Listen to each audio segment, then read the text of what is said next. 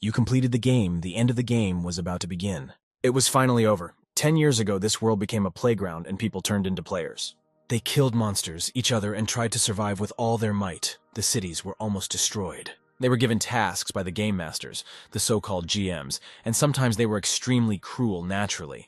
It was not the players who enjoyed the game, but they. These distant beings were high in the sky. They called him a deity.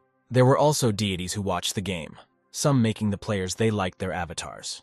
This way they could personally take part in the game. But the result of the game was extremely disastrous. All of humanity became extinct. The last survivor lay on the sand and cursed the game that had become reality. The ending achieved with such difficulty is the destruction of humanity. There was no more lame game than this. The only way to get salvation from death was a hole. You had to get out through it. However, according to the rules of the game, the avatar of the deity could not pass through it, and the main character was just the damn avatar. His deity, he believed, watched and mocked or cast pitying glances, but most likely it criticized him. A sign appeared in front of the tired main character, on which it was written that the guy had reached a bad end. The main character absolutely understood why this ending was bad because there was no other way to call it. And the name Lonely World was quite resonant. It completely suited him as the last survivor. The table aroused respect for him for completing all the tasks alone, called him well done. The guy pierced the table with his sword. For him, these words meant that his role had been played. Instead of being alone in this desolate world, he decided to make a difficult choice. The main character pointed the sword with which he had come such a long way towards his head, but he didn't have time to kill himself because another table appeared in front of him, and the main character, like a monkey in a zoo, began to look at it. The DLC shop was displayed on the screen. It usually happens in console games. But for some reason it appeared there. The table said that with the points he could purchase items that would help him. The guy was surprised at the prospect of purchasing something, but he could only buy one item. The main character wondered if the deities were aware of such generosity, but he himself answered in the negative because if they knew, they would not have left him just like that. The system offered to purchase a replay of the game from the very beginning. But another question appeared instead of the previous one: how and why this function arose. It could be the Joker, who appeared after completing the game. The main character assumed that he had gone crazy, but there was nothing strange about it because it was a game. If this was not a hallucination, then the guy was sure of one thing: he could replay this game. To purchase, he needed 1 million. In 10 years, he collected 1,700,000 points, and praised himself for not spending it. Thus, the main character acquired a repeat playthrough from scratch after the start of the second round. He will again be able to make purchases. The guy prayed that all this was true. If so, then he could start all over again and change the course of events, including this sucky ending. The main character closed his eyes and simply succumbed to everything that was happening. They wished him a good game, and that's how the first round ended. The guy opened his eyes and said only a short damn in response to the result of the purchase. The main character found himself on a bench in the city when the weather was beautiful. He looked around and saw lively and cheerful people chatting pleasantly with each other. The guy realized that everything had returned back to the state of the world before the game. He tried to bring up the status window, but the function didn't open yet. The main character had not enjoyed such peace for a long time. He lay down on the bench with relief in his soul. A cute girl with long hair came up to him and asked what he was doing. This girl, Kate, was a close friend at university. The guy said her name in such surprise that he thought something was wrong with her. Kate was a year younger than him, but she knew how to take good care of others. She often came up to him when he was alone and talked. They were quite friendly. The girl was very well-mannered, so she did not let him go until the last moment. Kate thought the guy had been playing games all night again. At this rate, his grades might have suffered this semester. The main character understood that the semester would not even start this time and asked what the date was. The girl answered without any second thought that it was the 17th of August. The guy sat down and bowed his head down. Apparently everything turned out to be true. His instincts began to sound alarming. Something strange began to happen around him. The main character realized that since the game started from the very beginning, then he returned to that very first day the game began. Kate did not understand why the guy froze. She assumed that he had not yet fully woken up and was probably playing his computer games again until the morning. The guy confirmed her assumption. He played this dangerous game day and night, and thought to himself that he even saw its end. The head leaned his head back directly on the back of the bench and exhaled heavily. Kate reminded that classes were supposed to start next week. The guy looked at her and thanked her for everything she did for him. These words were filled with truth. He was grateful to her not only for her concern for him. Kate turned her head in the other direction and suggested moving to another place. The main character did not understand why this was needed, so he asked her about it. Turning his head to the side, the guy saw Mason, a long guy with poor posture, who was looking at the phone. This guy was always hanging around Kate and calling the main character a lost player. Kate's friend didn't even remember at what level Mason became like this. Most likely, the long guy didn't even pass the first level. The main one said that they didn't have to change seats just for him. But Kate, contrary to the guy's words, remembered that he didn't want to intersect with him. But the main character was no longer indifferent. He didn't feel anything now, because in his memory it was 10 years ago. But Kate didn't like it. Mason, in her opinion, had a strange look. The girl continued to persuade him, because the walking guy could start saying something. It was in these words of the girl that everything began on this day 10 years ago. That day, the main character and Kate chatted for a long time about nothing. She also said so then. The girl saw something and thought that they were filming a movie there. Her facial expression was exactly the same as then. The events were repeating themselves. The main character felt déjà vu. Some green creatures began to break out of the ground, breaking through the asphalt. These were goblins with large black lifeless eyes. There were many of them. People absolutely did not understand who these creatures were. There were completely different assumptions: small people, actors in suits, and many others. Everyone around was not afraid of the strange creatures. Someone even ran towards them. Kate also wanted to take a closer look at them and suggested this to the main character. The guy refused to come closer to them, because 10 years ago he followed the girl to look at the monsters. He asked to wait just a little. People ran to the epicenter of the appearance of green creatures. Suddenly a guy from the crowd ran up and started shouting that a man had been stabbed to death. Kate stopped in fear. The goblin looked with soulless black eyes into the face of the guy who had come running. The guy initially had good intentions, but now tears were flowing from his eyes. The small green creature turned out to be armed and cut the guy's body in half. Suddenly people realized that the goblins were not kind at all, but on the contrary, bloodthirsty killers. Kate looked at the main character in fear and asked if these were real monsters. People began to run away from the monsters, but this was their worst choice. Goblins mainly attacked the weak and infirm, so turning your back on them was tantamount to asking them to kill. For them, killing was not a hunt but an entertainment, so they killed people with a smile. Kate, having seen enough of what was happening, grabbed the main character by the hand and told him to run away with her. But before they could do anything, they saw one of the goblins flying straight towards them. In the past, the main character was too weak and extremely cowardly. The goblin flew up with an ominous smile and swung his sword at the young people. The girl clenched her teeth in fear. She thought about what she needed to do. Kate covered her friend, the main character.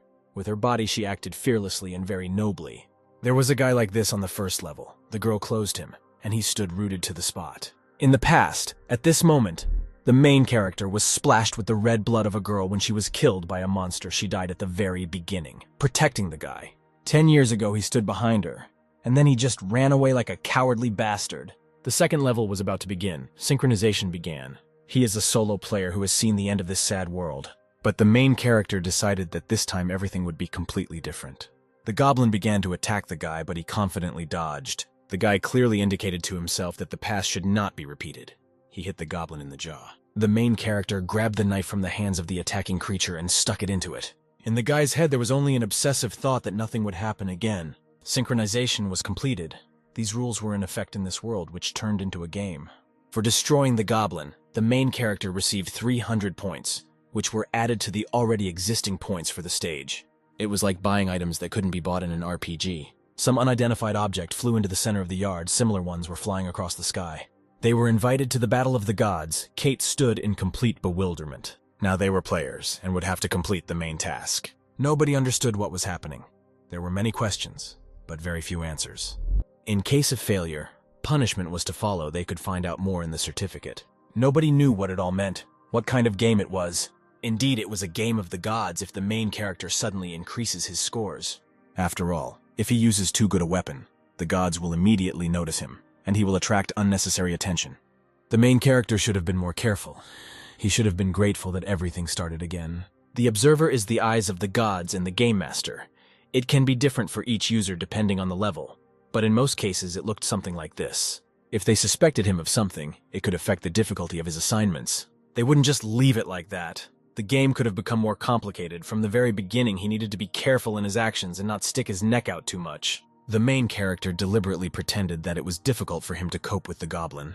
The guy turned his attention to Kate. It was difficult for him to admit it, but he seemed to know what the matter was. Such monsters could not just appear in the real world. Besides, this is a strange notification in the head and a special voice. This meant that reality was no longer the same as she was used to seeing it, because in the real world it was impossible to see such an alert with a message. Kate agreed with the guy's phrases with a heavy sigh. The main character noted that his girlfriend was calm. Kate asked why he was so calm and how he dealt with that monster so easily. From now on, they will be attacked by numerous goblins. They will have to either destroy them or escape from them, the main goal being to get out of the campus. Each player received a reward depending on their personal achievements, and they were advised to actively participate in completing the task. The main character suggested that Kate talk later they needed to move before the creatures arrived. The goblin began to scream heartrendingly. Disgusting teeth were visible from his mouth. The whole gang of monsters ran to attack towards the frightened people. The main character grabbed his friend's hand and told her to run. Kate absolutely did not understand what was happening, but without further ado, she began to follow her friend. The goblins did not stop. They were extremely bloodthirsty. The guy and the girl ran up the mountain. The rest, due to their lack of understanding of the situation, were in no hurry to run. Kate turned around and saw that the girl had been pierced by the monster with its sword. A man with gray hair was stabbed from the back with a weapon. The girl turned away and closed her eyes. It was painful for her to look at it. She had to run forward. The main character and Kate ran away to a fairly safe place, and were already walking. There were not many casualties, yet the goblins had the strength of an average adult man. Especially after people began to gather in a crowd, everything would calm down a little. But everything was so simple only before the appearance of hobgoblins. The guy began to remember what happened in the past in order to predict the course of events further. Kate and the main character saw a sign about a safe zone. The girl did not understand what it was. In the first stage, when the guy was shying away there earlier, he was lucky to reach the safe zone. Kate asked the guy as if she knew he had the answer. If this was a game, then surely there had to be a safe place where monsters couldn't get into. The goblin began knocking and hitting the protective shell that separated him and potential victims. They started screaming because they were terribly annoyed by this situation. The main character drew the girl's attention to the fact that the goblins could not enter there. Kate sat down on the floor and breathed a sigh of relief, thinking that they had survived. The main character told the girl to rest and move on. Kate agreed and smiled sweetly in response to this. He needed to arm the girl with everything she needed so that she could stand up to at least one goblin alone. The day began to come to an end. The sky began to turn a soft orange color. The unfamiliar boy ran with all his might without looking back. The runner did not understand what was happening at all. He glanced at his friend. Someone landed in front of them, but because of the dust, it was unclear who. The familiar silhouette threw a shuriken at the monster and killed it instantly. It was Kate. She already had the first artifact and the first basic weapon on her body. The running guy immediately witnessed another massacre of the monster. It seems Kate has talent. The guy didn't understand what was happening at all. 3 hours earlier, the voices of 2 young men are heard. The main character understood that they were now being watched. There was only one reason why the gods were watching the players, all for the sake of their fun. The flying eye was looking straight at him, just like now. My favorite YouTube viewer. He is watching you carefully so that you make sure to leave a comment and subscribe. This helps me exist. Good mood to you. Don't turn around. They chose the player they liked and made him their avatar. We watched him go through tasks and enjoyed the game. These are the gods. There were also so-called game masters who monitored the server and gave tasks. The flying eye was the personal observer of the Korean game master Akartos. The main character lay down on the ground. Kate did not understand what he was doing, and he only had a thought in his head, if only she would leave quickly. The flying eye examined everything that was happening. He watched as the guy was lying on the ground, and the girl next to him was sitting on the phone. He stayed only 30 minutes. There was no patience at all. So Akartos could not become the best master of the game. Such impatience was to the advantage of the main character. The guy touched the glass with his hand. He needed to check the store with DLC goods. He pressed the button, but suddenly a huge screen opened. The guy was very scared. Judging by the fact that the girl did not react to the backlight, he assumed that he was seeing the table alone. He received a notification that Earth had become a new location for the role-playing game. The game community, which was used by the gods, was there a feed of posts, advice on game strategy. They simply copied a regular site.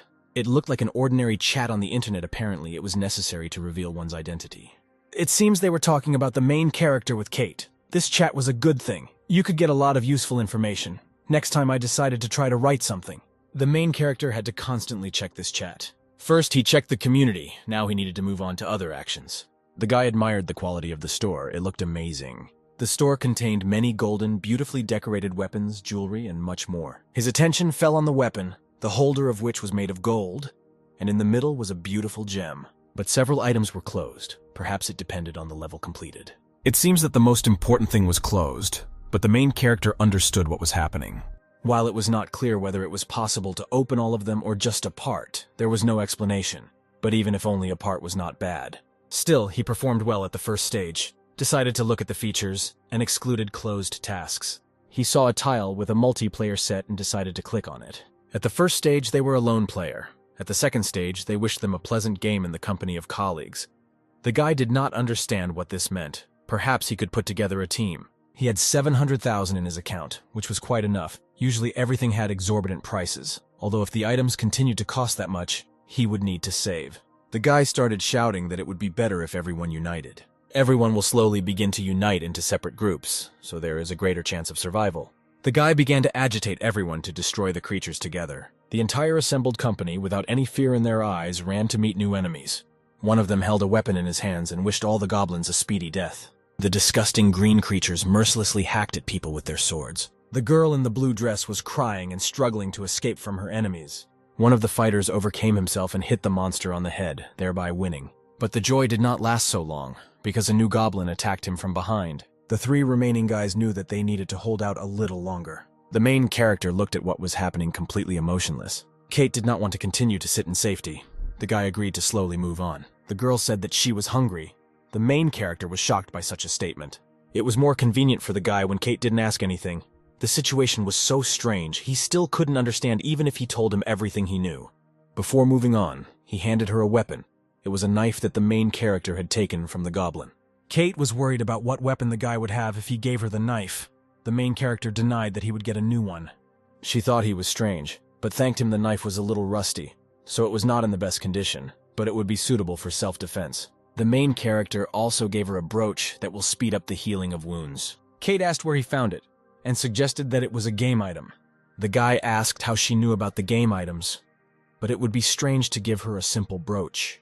Even more strange if he had such a brooch on him, and the items were used in the game. For this little thing he gave 10,000 points, but instead he got as much as 20,000. The DLC store was the best. They sold goods of a completely different level than in a regular store. All this was not cheap, but if you think about the effect, it could be considered a savings. Reality became a game, but death still meant the end. Judging from the outside, healing wounds for 20,000 points was worth it, especially since it increased points by 20%, so it is a profitable item.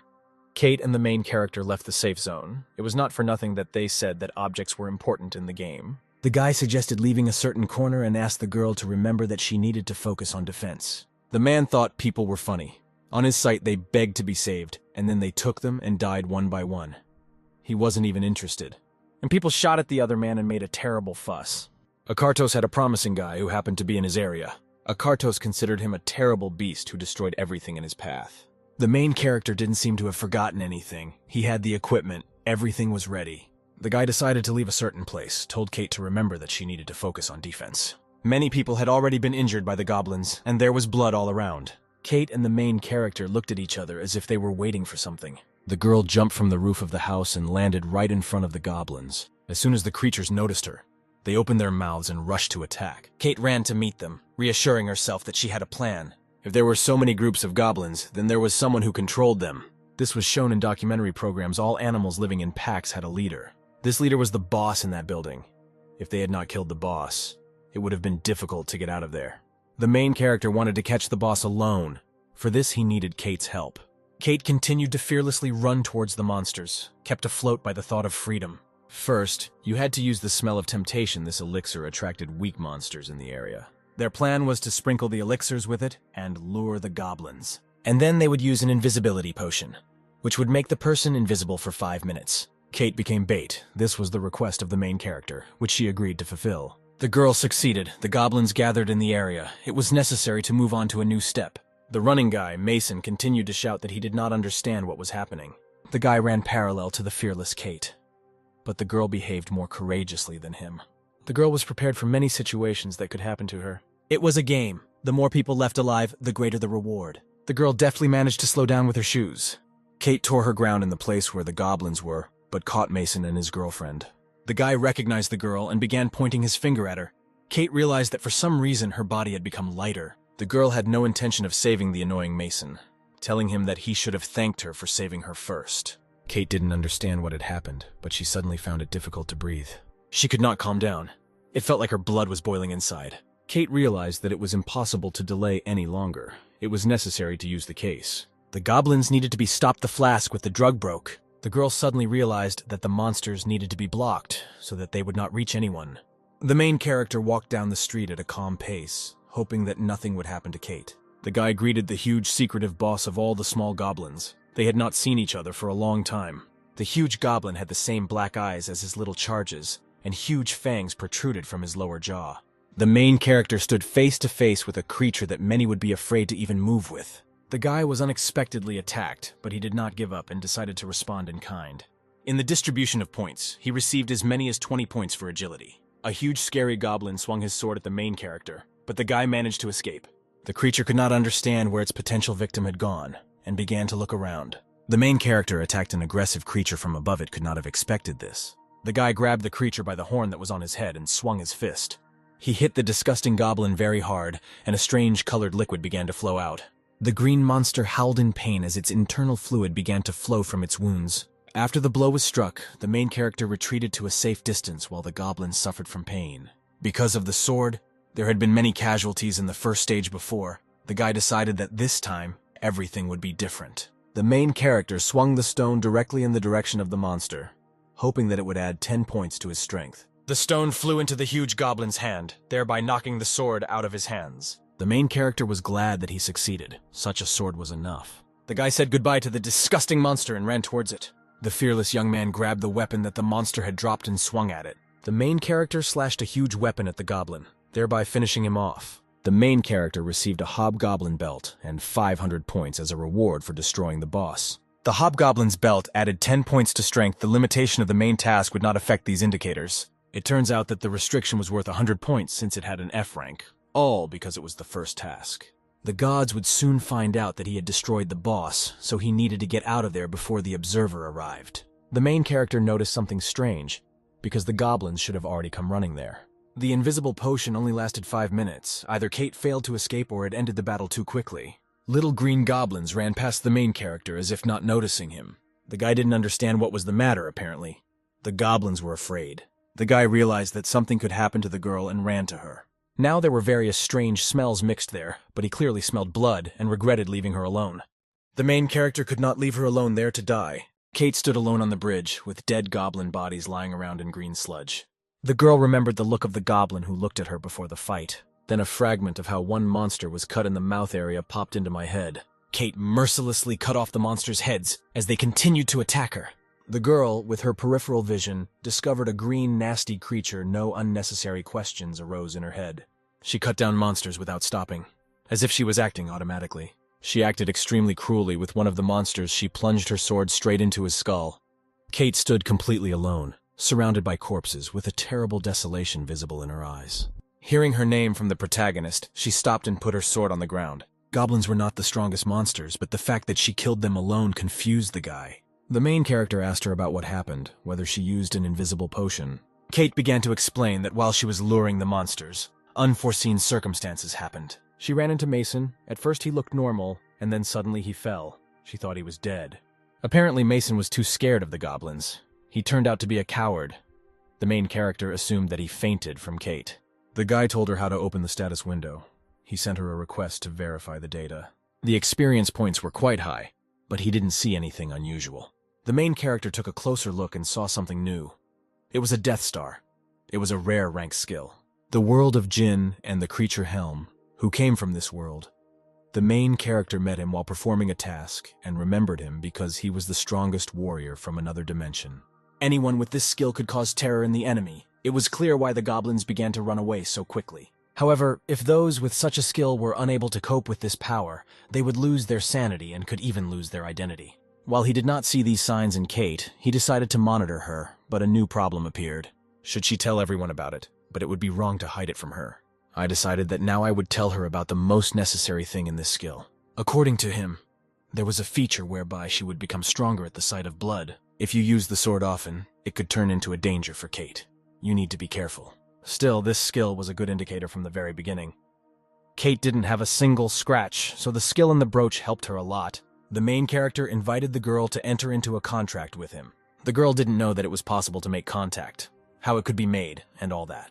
According to the main character, there was nothing strange in this. It was equivalent to the fact that they would become one team. It was the most standard setup in role-playing games. Kate had participated in team hunts before. On this occasion, the main character decided to buy a set and connected the transfer of skills. If everything works out, he could become much stronger than in his previous life. Kate received an application to join the team. The girl received a notification. She needed to confirm. The guy said again that she had nothing to be afraid of. She believed him. The main character had his first team member. He decided to share his skills, but at the moment there was nothing to share. He wanted to help Kate develop the most useful ability. It would be better for both of them. There was one skill that would suit Kate, but first the main character had to get it himself, and this took some time, so they decided to postpone it. The observers finally arrived. The main character was glad that they did not see how Kate dealt with the hobgoblins. They decided to try to finish the task. They now needed to get out of there. Mason began pointing his finger at Kate and the main character when he came to his senses. She liked this reaction more than his disgusting look. The main character approached Mason and asked what he was doing there. The guy recognized him as a loser. The guy began to answer the main character in an ugly way, but Kate made sure that he calmed down. The girl put the sword to his chin and told him to answer questions.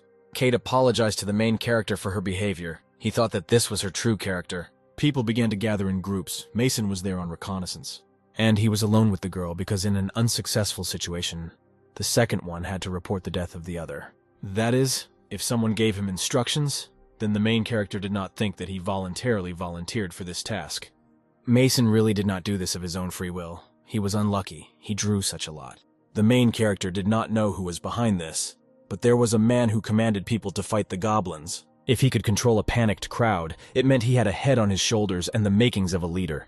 Considering that he was killed at the first stage, it would have been better to get out of there rather than confront the goblins. The main character asked to be taken to the leader Mason. He began to ask unnecessary questions, but his job was simply to show the way.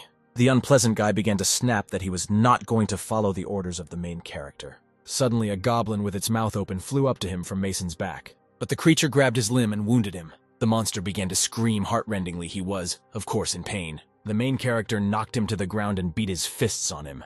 There was no hint of pity or sympathy for such a monster in the guy's gaze. Mason was splashed with green liquid, and from the shock that befell him, he could not even move. Goblins had one interesting feature that not everyone knew about. In a fight, they always tried to kill the one who looked weakest first. The main character again put him before a choice. Whether to stay or accompany him, he decided to show the way. In a past life, at this very time, the main character was trying to escape from there. The guy was certainly glad that he was able to find a safe zone. The main character asked Mason if he was showing the way correctly and where they were going. The guy replied that they were hiding in the gym, where they managed to get there. The building was cracked. Huge drops of congealed blood could be seen on the walls. Everyone looked at the roof of the building. Inside the building, first aid was provided to the victims. There were very many people who survived the battle with the goblins. Most of the victims were victims of the very first attack. The leader himself was probably at a loss, but he had the strength to help people and take refuge in this building. There were very few people on campus who were calm enough and could easily gain people's trust and also had awareness. The main character said the word, and Mason, like a leaf on top, moved with fear. The guy guessed that the headman had sent Mason on reconnaissance, but he didn't understand how he guessed. The main character did not understand how it was possible not to guess this before. Headman Liam was smart and handsome. This time he once again showed that he had all the qualities of a leader, so the gods could not help but be interested in him. The guy suggested that Liam receive the status of a rare avatar, although in a past life he was attacked by a hobgoblin and died. Apparently he did not know that if he did not get out of the university, he could die. That is, he was still not an avatar. There were so many observers there, the request for an avatar should have come a long time ago. Apparently, Liam doubted whether he could trust the gods and whether it would be beneficial for him to become an avatar. The headman saw the main character come to safety and ran to him to ask about his well-being. The guy asked for less formalities, because first he needed to get out of this place. The main character introduced himself as Kevin. Liam asked why they had to leave there. Kevin replied that the leader of the pack was dead. The headman had probably already received notification of the death of the hobgoblin leader without a leader. They did not know where to go. That is why it was necessary to seize the moment and get out of the campus from the very beginning. The task was not to survive or hide, but to escape. There were a lot of people there, so no one would cheat if you open the window with the task. The completion time will appear there. No one noticed that the execution time had appeared. Everyone was surprised by this. This situation did not look like reality, as if someone had locked everyone in a game, having fun and watching everyone. Liam thought that the main character knew something. He replied that it was just assumptions and observations. Now Kevin was sure that the headman's knowledge of the game and the system was at the level of a beginner. Liam was not an avatar. It was necessary to persuade him to escape from there as quickly as possible. The hobgoblin was already dead. The victims were becoming fewer. The gods were getting bored. It was unknown what else they would come up with. The more favorable the situation was for the players, the less interested the gods were. And in this game, the most important thing was the reaction. Most likely the gods had already learned about the destruction of the hobgoblin, so they needed something new. Liam decided that the most important thing in the mission was to get out of there and as quickly as possible. The headman was just thinking about new measures. Due to the lack of communication with the outside world, they could use the internet and find out about what was happening outside. But they could not send a distress signal and transmit information about themselves. Kevin didn't understand how the man understood the situation so quickly, because at the first stage he couldn't do anything before and died. Something was wrong.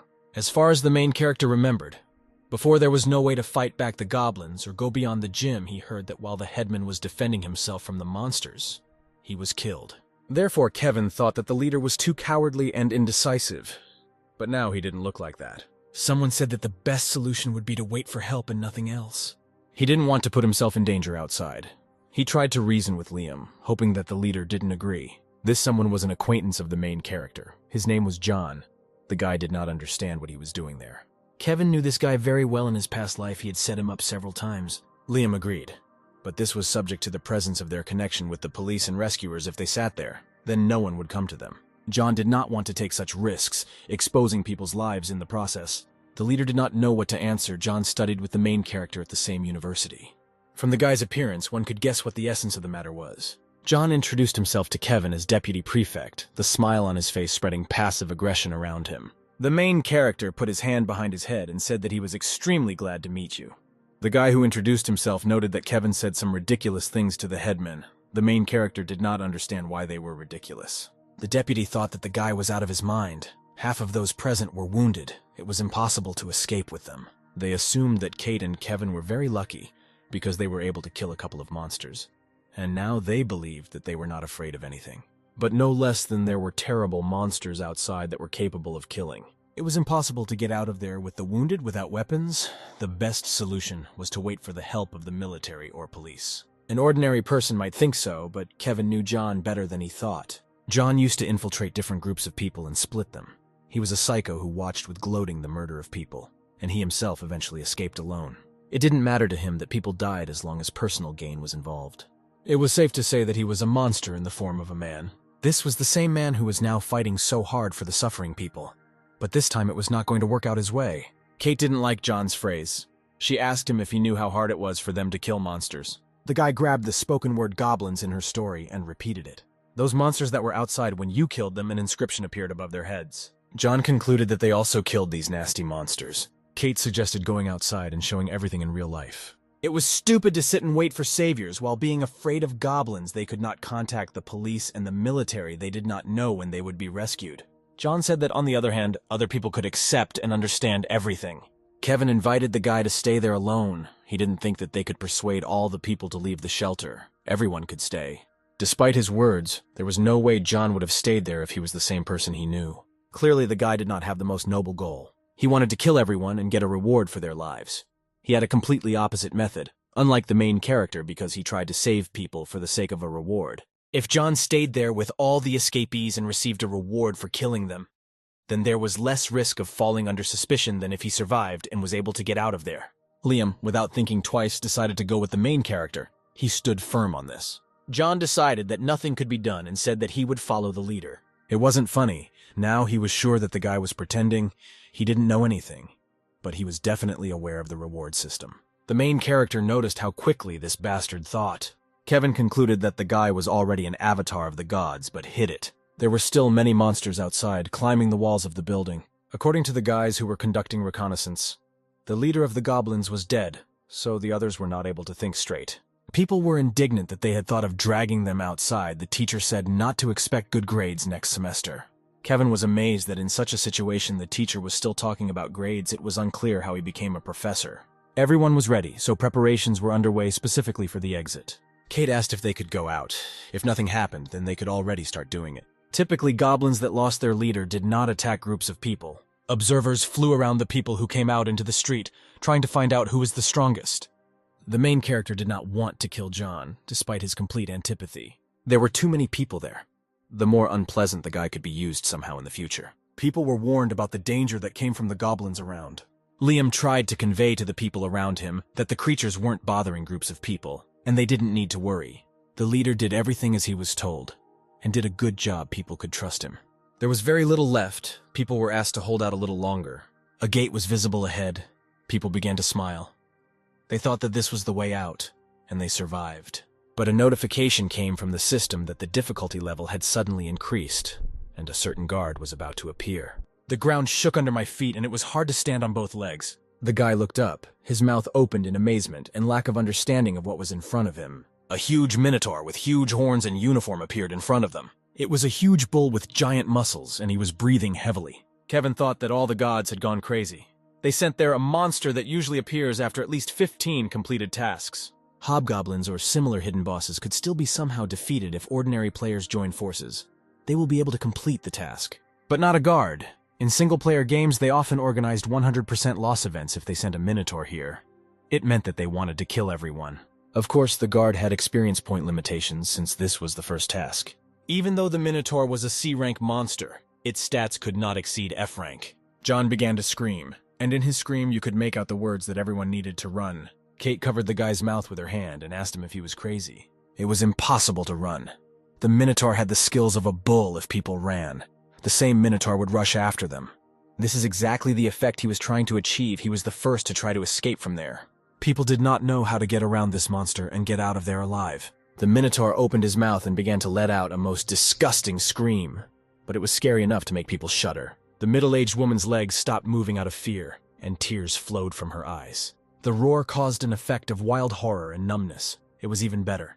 Safer than running away. The running guy turned around and couldn't believe what was happening behind him. A huge monster, who was a guard, knocked the fleeing guy into the asphalt, thereby killing him. Almost everyone was shocked by this terrible sight. But Kevin was clearly trying to come up with a plan. The monster's gaze fell on another fleeing elderly man. This action greatly provoked him. The huge weight of the fist landed on the left side of the man's face. His glasses broke and flew away, and splashes of blood stained the entire asphalt nearby. The Minotaur guard tore the poor man into pieces. It was hard to watch. The disgusting huge creature began to scream again, and a strong wind rose.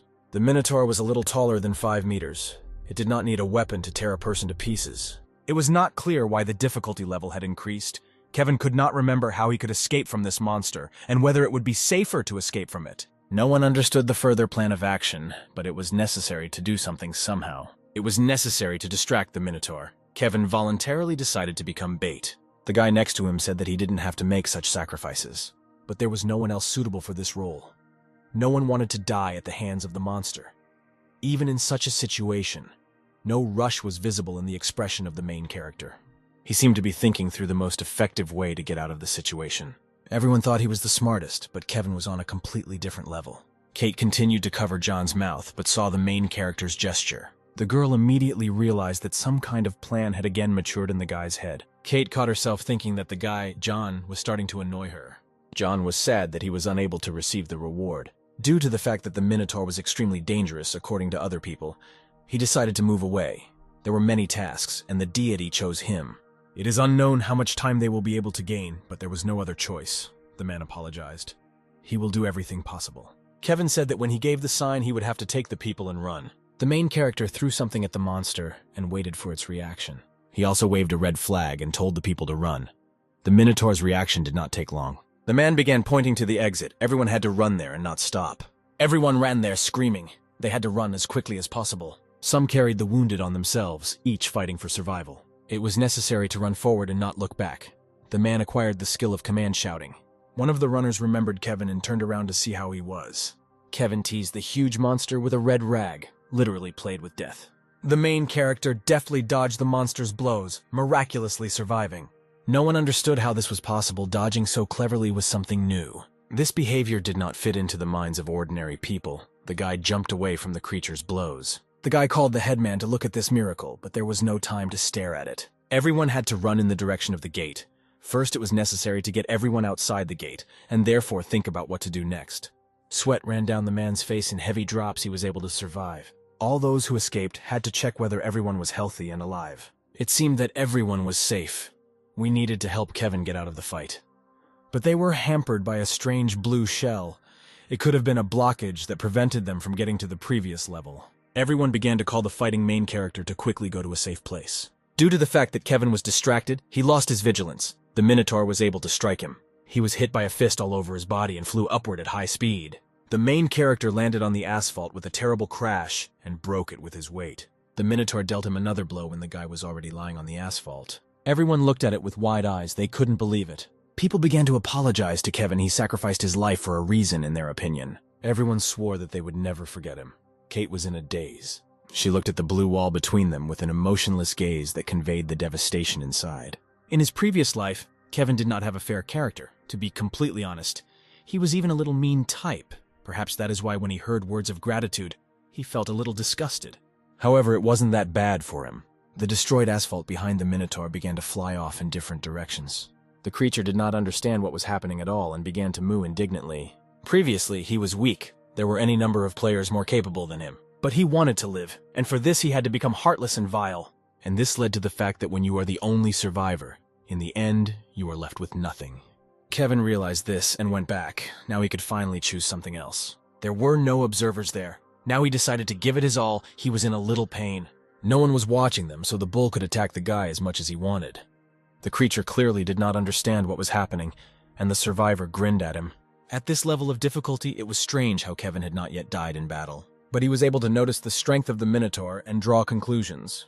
All the monster's indicators stopped at around 100. He understood what he was dealing with. There was no way an ordinary player could defeat such a guard monster in a past life. He avoided meeting him, and if he did, he used all means. He did not care about the sacrifices of other people. Then he only wanted to survive, but this time he was motivated by other values. Kevin did not want to do the same. The bull accelerated and ran at great speed towards the guy, who was barely noticeable against his background. Kevin took a defensive position. His desire now was to survive. The main character grabbed the Minotaur by his horns and held back the blow. He used his points, and the strength abilities reached the limit. He could no longer use points for her.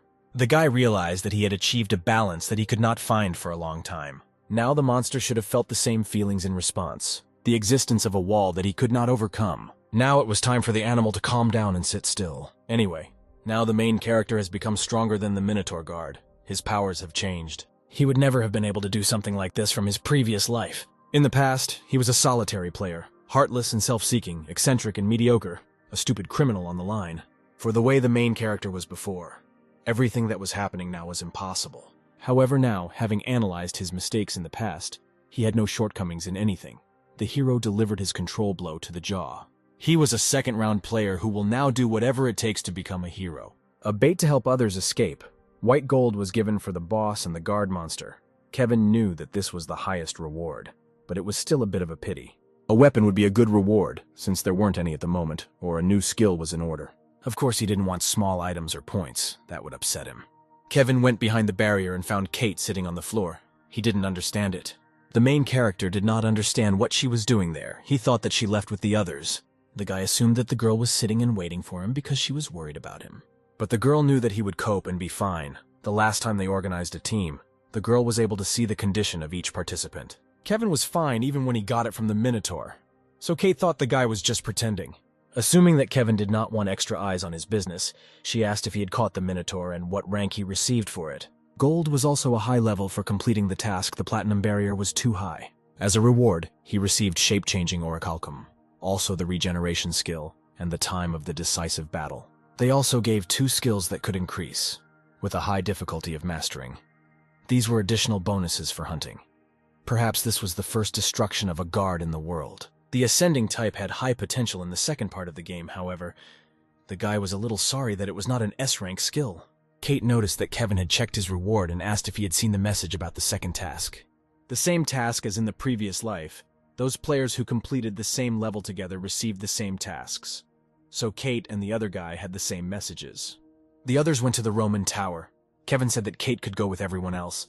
She could wait for him there. The girl didn't like that there were a lot of people there, but John infuriated her even more. Kevin didn't understand why he was giving her such a reaction, but her answer was very simple. The guy stunk. The main character was surprised at the abilities of his partner. If she had not died so early in her past life, she would clearly have become a famous player, but he did not know who exactly a villain or a heroine. They had 2 whole weeks left, so they could go to the Roman Tower slowly. For some reason, there was not a single observer around. Kevin was also wondering if the girl had become an avatar of the gods, so she answered that no. The guy can't understand why. If someone submitted an application, she would have already been informed about the advantages of avatars. Kate didn't want to get involved with people she didn't know, and besides, just the name put her in a bad mood. Apparently, the girl's character had changed a little, she reasoned too calmly. Kevin could not say that this was the influence of the mask, because there were no signs of madness in it. Even that monster of Helm could not completely get rid of madness. At one point, everything began to seem meaningless and uninteresting to Kate. Kevin asked her how many requests she had received for her avatar. The girl calmly replied that it was 12. Kevin was shocked. Kate was indeed worth those bids, but now she was a member of the protagonist's team. The guy began to smile and thought for a while about everything that was said to him. The main character decided to help her become no worse than any avatar, and will make every possible effort to achieve this. She had a primary skill that needed to be developed out of turn. Namely, a way of survival for someone who fell under the influence of the mask. There was a certain technique for this. Kevin was unable to master this skill in his past life, since he did not have a Death Star. After the battle with Helma, he was able to learn martial arts, but without the Death Star skill, it was impossible to master a certain technique. Most of these skills could increase, so they were difficult to obtain and master. Because of this, in his previous life, he was not particularly eager to acquire them. But now the situation was different. Kate was moving too quickly. He didn't understand how anyone could master anything so quickly. The situation in the destroyed city was different a few hours ago. The enraged little goblins, as soon as they saw their prey, immediately ran towards it. Then it was time for the decisive battle. All actions accelerated for a certain time. The duration was about 5 seconds. One of the disgusting monsters had his teeth clenched as he attacked again. Kevin easily fought off the monsters. It was time for a decisive battle. Attack Vitality. This skill increased everything. In addition, this skill could grow, so the indicators would also increase. Kevin was asked to turn around, while a goblin was flying at him from above with a weapon in his hands. But the main character was not taken aback. He turned around in time and managed to grab the knife before it flew at him. Kevin, sparing no effort, hit the creature on the chin, and a disgusting cloudy liquid poured out of his mouth. The small green goblin flew several meters to the side from such a blow. The regeneration skill was passive, unlike during the decisive battle. If you combine a Death Star and a brooch, you get a pretty nice effect. Kate asked if the guy was okay. The answer was yes. He was more interested in his points, whether they were visible on him. The points really showed up. Thanks to the action of the brooch, he managed to accumulate a lot. Since they had sorted it out there, Kevin decided to share his skills with his partner and suggested moving away. They went into the nearest, already completely empty and deserted cafe. The main character, sitting down on a chair, asked Kate to turn on the status window. The timing of the decisive battle was a good skill, but for the girl now, regeneration would be the most effective. For a skill to be transferred almost completely, a strong connection was needed, otherwise less than half would be transferred. Therefore, the stronger the connection, the higher the effectiveness of the skill. Kate was pleased to have new abilities, but she was worried about not having an attack skill.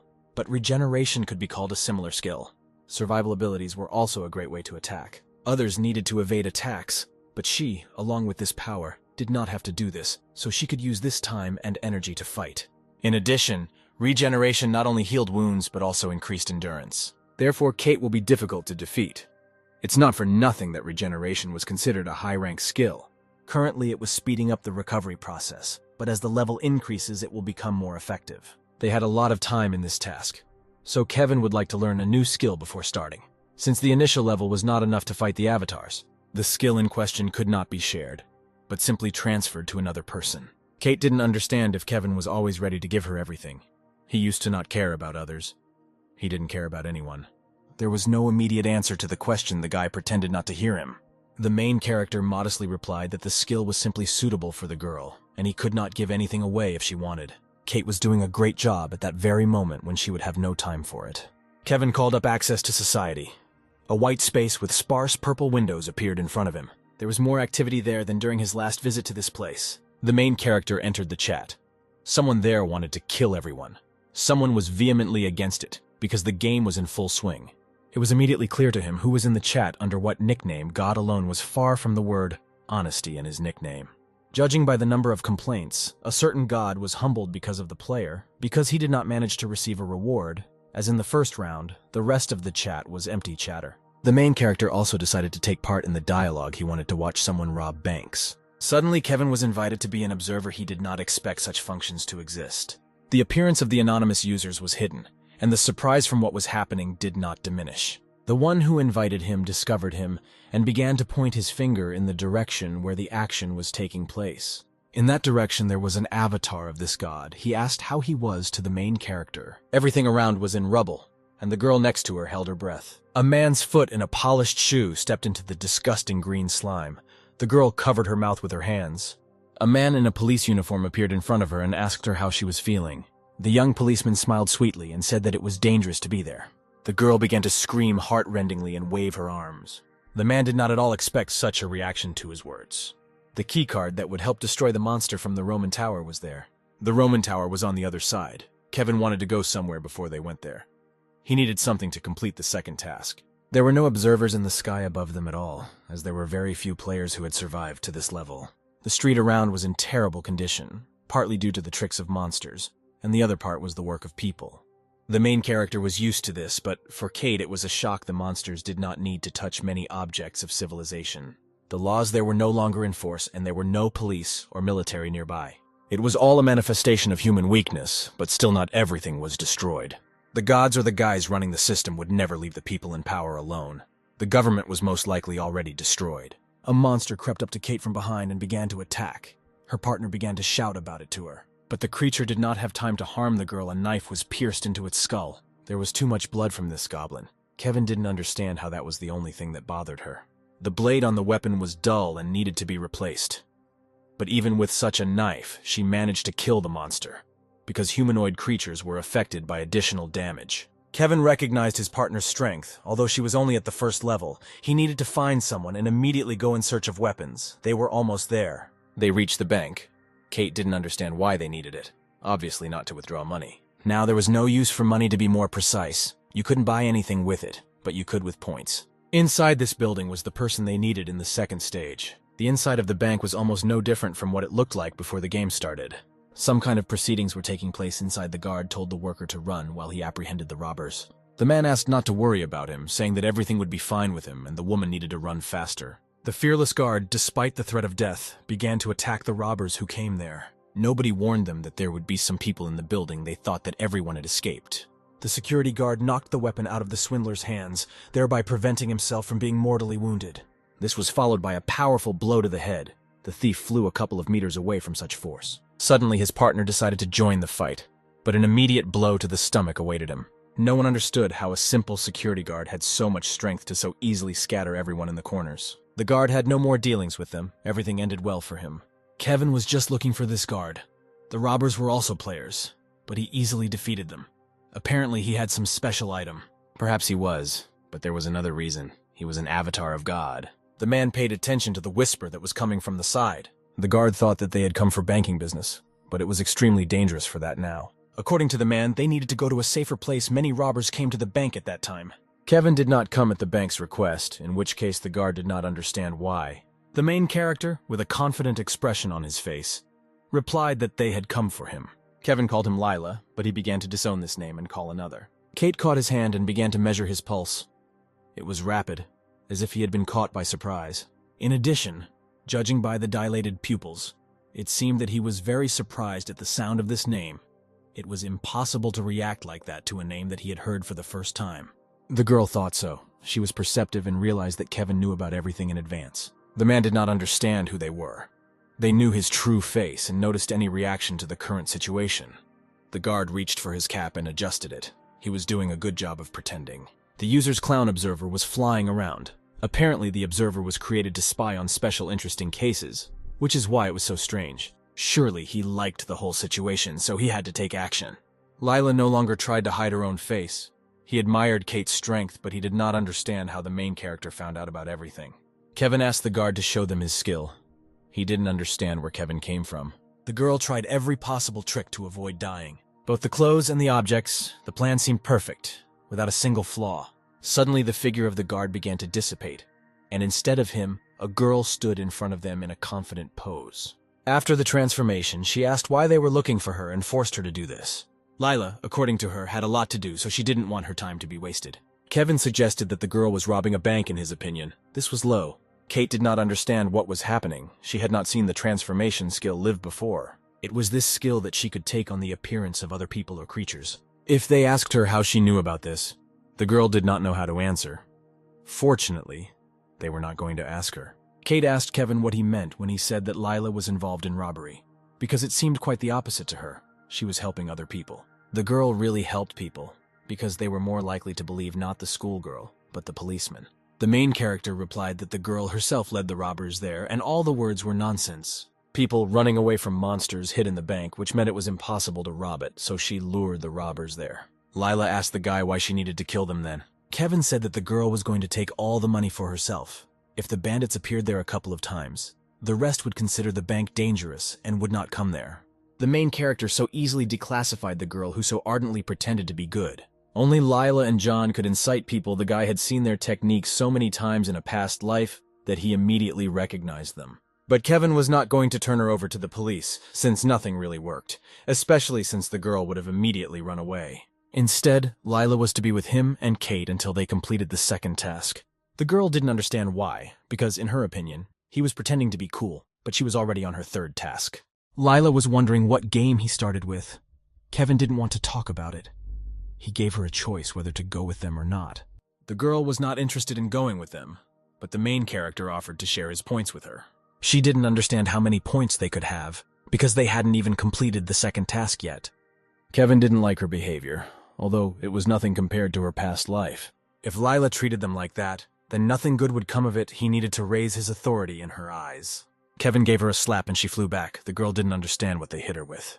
The main character asked to behave politely, suggested that she was in pain because the indicators exceeded the F rank. Lila didn't understand who he was to tell her how to behave. She wasn't going to stand quietly and receive. The schoolgirl wanted to hit the guy in response, but Kate grabbed her hand and squeezed it tightly. Lila appreciated the strength of Kevin's partner. She said that she could free herself from her hands. The girl began to make a plaintive face in order to evoke the corresponding emotion in Kate, but the girl only squeezed the limb tighter.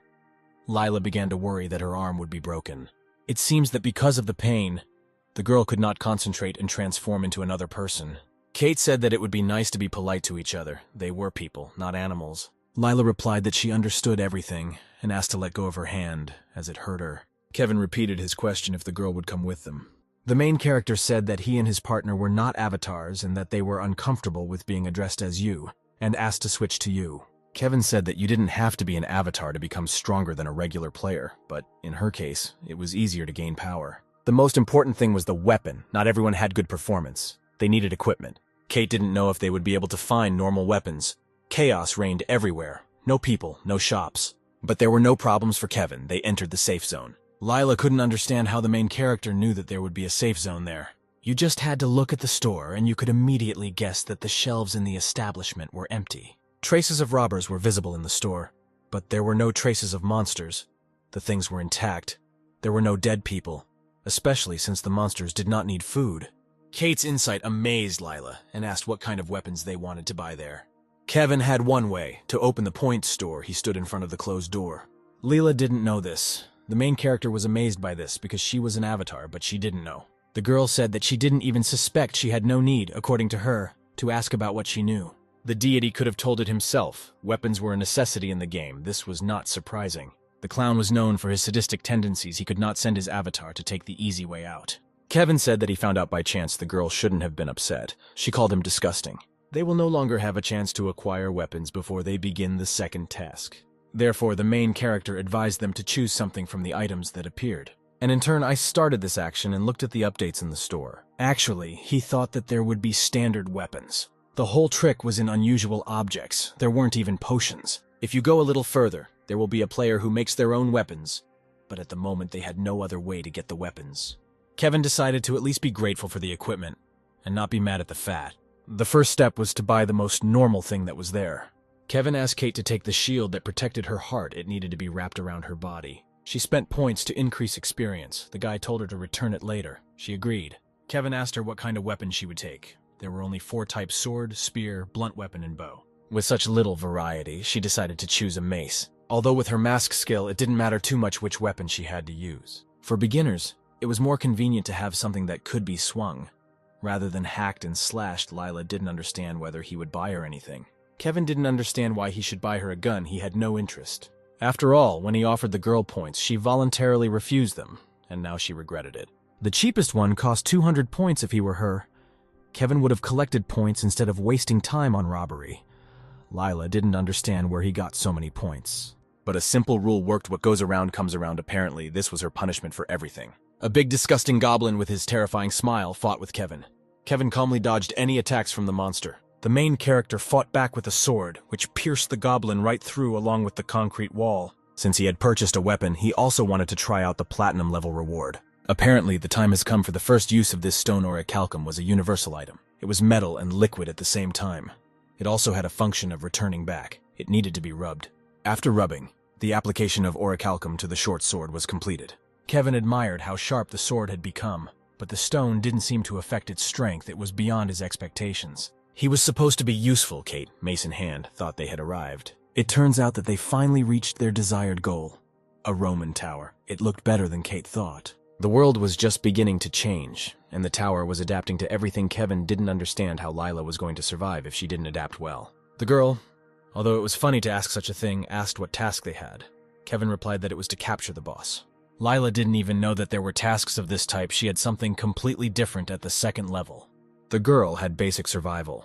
Then the main character understood why her level ended so quickly. After all, they must kill or die at the hands of other players until their number reaches a given number. In comparison, their escape was a very peaceful level, although if not for Kevin, all the players would have died at the hands of the guard or the hobgoblins. The main character noticed someone ahead and told the others to hide. Ahead of them, 2 adult men were walking down the steps towards each other. Kevin was confused by these guys. He didn't expect to see them. The main character was hiding behind a stone. He assumed that those 2 were guarding the borders.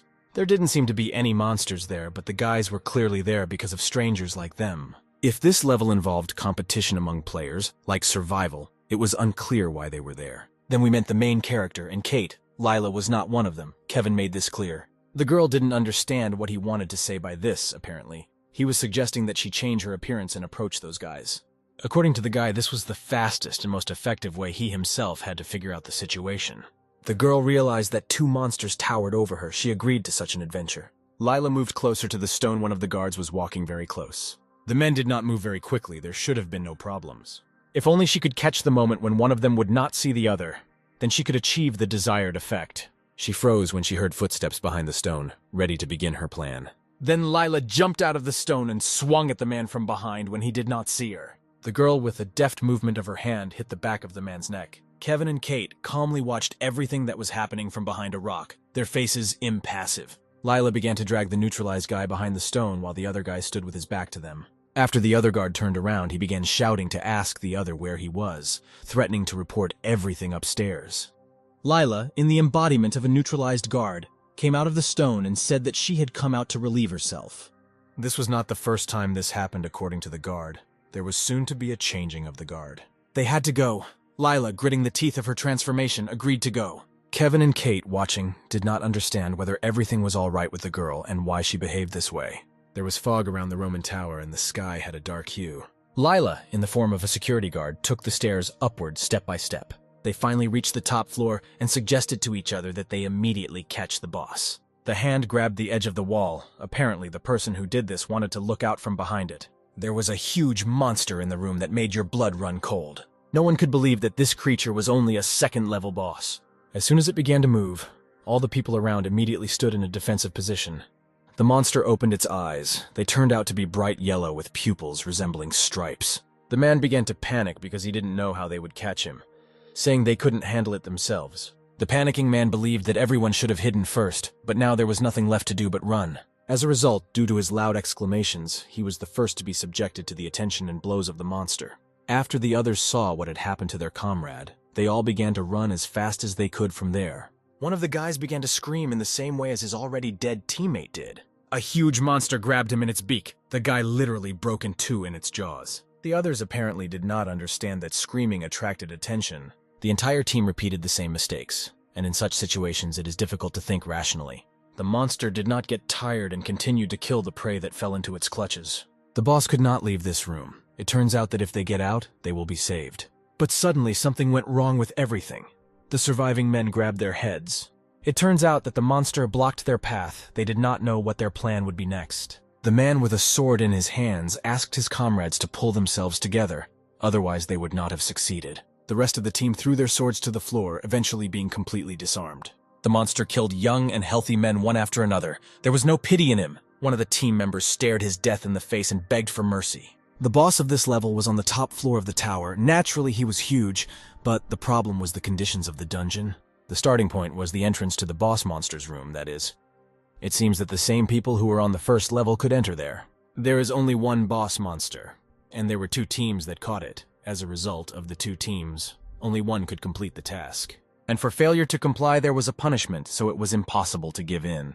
This was understandable. People around also understood this and built their own strategies. The one who came later, due to the whole situation, sat downstairs. Kevin glanced at the people present and was surprised at who he saw. John was inside, asking the main character what he was doing there. The question was asked in response. It seems like John shouldn't have gained any more experience points. It's unclear how he survived. He replied that he was just lucky. Kate said that since the guy saw Kevin fight, he had to be polite. The main character asked to be taken to the headman, who clarified who exactly. Liam continued to be the headman, and it was to him that they asked to be taken. Kevin looked at the whole situation with surprise in his eyes. At some point, when they had walked a sufficient distance, they arrived at the base. People looked back at the main character, because it was he who fought the Minotaur. There were a lot of people there, so there were plenty of observers. They were flying around.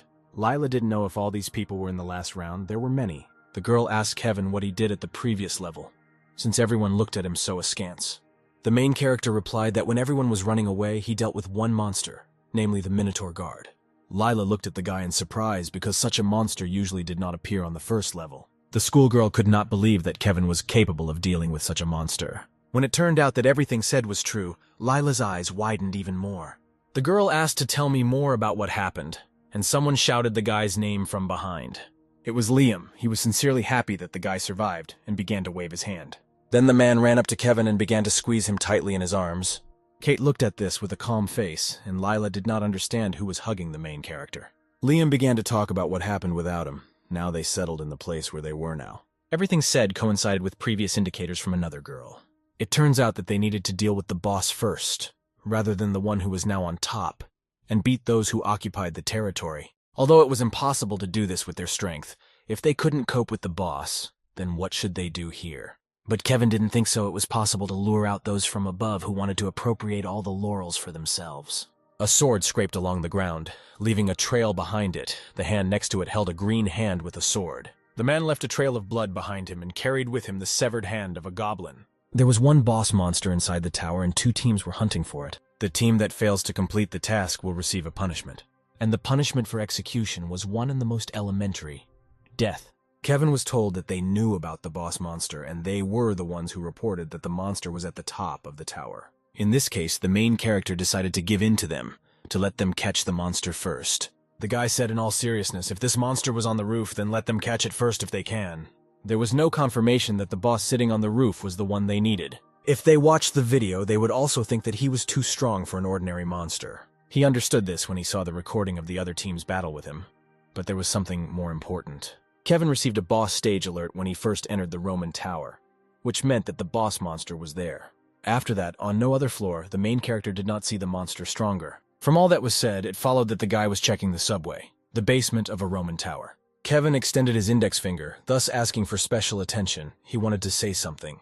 The boss monster, in his opinion, had one difference from the monsters everyone was used to. The monster gathered an army for himself to guard him, and that was the difference. Suddenly, a man burst into the room and said that it would be worth going out and looking at something. A man with a t-shirt over his shoulder and long hair didn't turn his head completely, and asked what was going on there. The person who burst in confirmed the fact that the spectacle was staged by the same people as last time. But the problem was that new people had joined their company. Kevin asked John if he was going with them and why he decided to trust them. The guy replied that they were unlikely to be able to catch the boss, but there was something tenacious in their plan. The main character understood that although he was an unpleasant person, he thought well.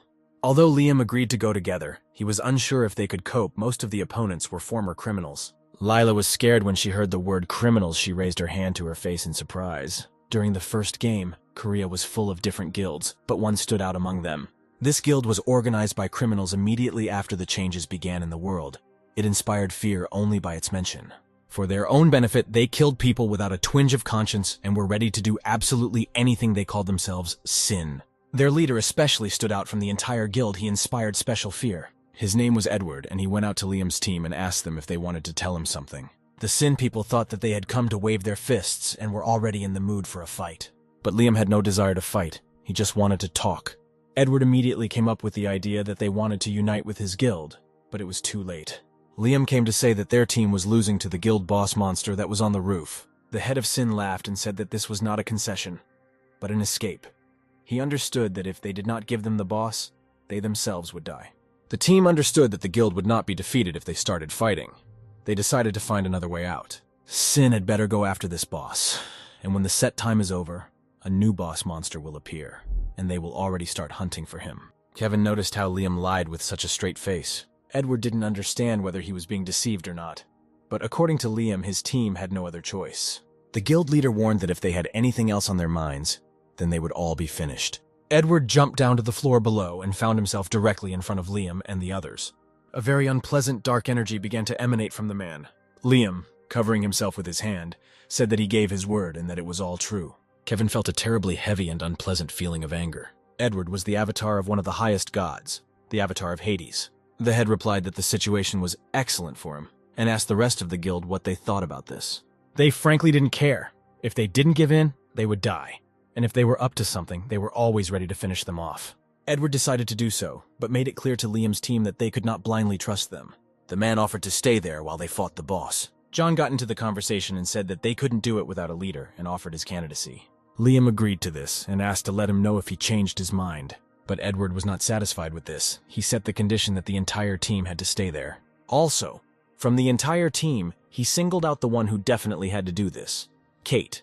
Suddenly, chains and weapons started flying around Kevin. Edward couldn't help but notice this. He didn't know who the main character was. Kevin understood that most likely the head of the guild didn't like Kate, even if he didn't know about the mask. He probably felt something. Liam didn't understand what his team members were up to without his knowledge. Edward noted that the main character has good abilities. He confirmed this. The guild members could not understand why an outside guy was talking to their leader so impudently. Edward understood the guy's difficult nature. Kevin said that if he didn't want to fight with them, then it would be better for him to compromise. The head of Sin began to be enveloped in a strange red fog, and he began to lean back. Kate's eyes changed color to red, and there was a strange shape around her that resembled a cannibal flower. The guild members thought that those who came to them were taking too much of themselves and wanted to deal with them. Edward didn't like the situation at all. He didn't understand who this girl was. Kevin asked Kate to calm down. She said that she got excited. For her skill, it was a moderate level of anger. No matter how crazy Edward was, he wasn't worth using this skill on. The head of the Sin Guild decided to accept the proposal put forward by Liam's team. He also agreed that only John would remain with them alone. The team decided to do this and began to leave this place. Edward didn't understand who they were or how they dared do this to him. He promised himself to complete the mission and kill them all. Liam breathed a sigh of relief. He didn't know whether he would succeed or not. Fortunately, everything worked out, although he was worried about John, who remained inside. Kevin saw no reason to worry because the guy himself wanted to stay there and offered to start preparing. There was a safe zone in front of them. Everyone was surprised when they saw it. There you could buy yourself the items you needed. Liam didn't even know that there was such a zone with these options. The leader continued to observe what was happening and asked Kevin what he thought. Liam thought they would limit themselves to just one boss monster, to which Kevin replied no. The main character said that there was no need to worry. The leader did not understand why. This shouldn't have been done because the sentence after they catch the boss just doesn't make sense. Kevin was on the phone and said the man should have tried harder there. Suddenly, Kate appeared and asked about who he was talking to. The main character was sometimes frightened by the unexpectedness of the girl. The man stuck his spear into the floor and said that he would use it in battle. He also planned to use the bracelets for training using the color of the crystal. The weight of the bracelets could be adjusted. The levels were distributed from red to purple. The girl asked if the guy was going to train with this. He replied that he wasn't. Kate had finished her preparations by that time. A standard defense and a mace would be enough for her. They decided to go to the headman. The girl was surprised that her partner knew how to use a spear. Kevin couldn't say that he had learned this question of life. He remembered the teacher. He wondered how he was. This was followed by a question about what other weapons he knew how to use. The guy didn't understand why she was so interested. For Kevin, there was no special weapon. For him, everything was so-so. However, to survive or win a battle, ability was not the most important thing, at least for him it was, because the strongest and best among people, who defeated everyone, was one person. The only one who could stay alive and saw the end of the human race was him. Perhaps this time he will be able to get the title of the strongest. Kevin noticed that Liam picked up equipment for himself. Thanks to the main character, for the first task he received an excellent reward. He had a lot of points, so he was able to buy some good things. It seems that the leader has also become an avatar. Judging by his character, this is not an evil god, although they will find out this over time. The others had already finished preparing by then, so Liam came to tell them that it was time for them to leave. Kevin and Kate may have to go separately. They have some business to attend to. The guy handed the leader a spear, but he didn't understand why. When they find the boss monster, they will have to stick the spear in the middle of his room. If the team does this into the floor, most likely it will go deep. The blade should face up. If they fail to kill the monster, Kevin gave them a special item, then they will turn it on near the spear and give him a sign. They will find out a little later whether the spear and the boss monster are connected. It all started. John didn't understand why it took him several days to prepare, during which time he had already challenged the boss 3 times, albeit to no avail. The guy realized that Kevin was right, but did not know who he really was. But there was definitely something to it, and besides, his god advised him to be careful with the guy. John turned to the guard, said that he had some information about the task, and asked to take him to the elder. The guy said that he was not going to harm them. On the contrary, he would even help them complete the task. John began to get terribly annoyed by the guard, but he continued to get his way. The young man understood how strong Edward, the head of Sin, was. If he had to choose, the guy would choose the ex-prisoner. The guard agreed to take him and asked him to be prepared for the consequences if the news turned out to be a trifle. John replied that he understood that very well. Water was flowing in a stormy stream in the sewer, and rats were running around. The animals had 2 sharp fangs sticking out of their mouths. They were ugly. Liam crushed one big rat. He did it without fear. Everyone around was doing the same thing. Without flashlights, they would have had a hard time there. Kevin knew that monsters who lived in darkness usually didn't like light. The rats clearly did not like the people who came to them. Kevin skillfully cut them with one swing of his sword. Dead rats scattered in different directions. The guy lowered his sword. It seemed like they weren't getting any smaller. Liam noticed that the guy was killing them so easily, as if he'd been doing this all his life. Kevin didn't understand what he was talking about because it was very simple. The leader asked not to take this into his head. The main character became interested in how much they had walked. It turned out that about half. There were only 6 basement floors, and they were on the 3rd. Kevin became interested in something on the phone and became distracted by it. The bank ripper wrote to him that they were coming down to them. The guy smiled at the sight of this message without knowing why. The strong impact shattered the wall into small pieces. Edward practiced his blows on her. She was all cracked. The man did not understand how an ordinary person could catch his grip. For him, the basilisk was an ordinary snake. Stories about turning into stone upon sight seemed funny to him. Suddenly, the head's thoughts were interrupted by the voice of a prison cell guard. The man said that the locked youth wanted to tell him something. John bowed to Edward and looked him straight in the eye. The guy said that his team fought with monsters above the basement floors. The monster on the roof was the strongest in this building, but it was not the real boss, and the real one was in the basement floor. That was for sure. It became clear to everyone why they refused to attack the monster on the roof. It was a psychological trap.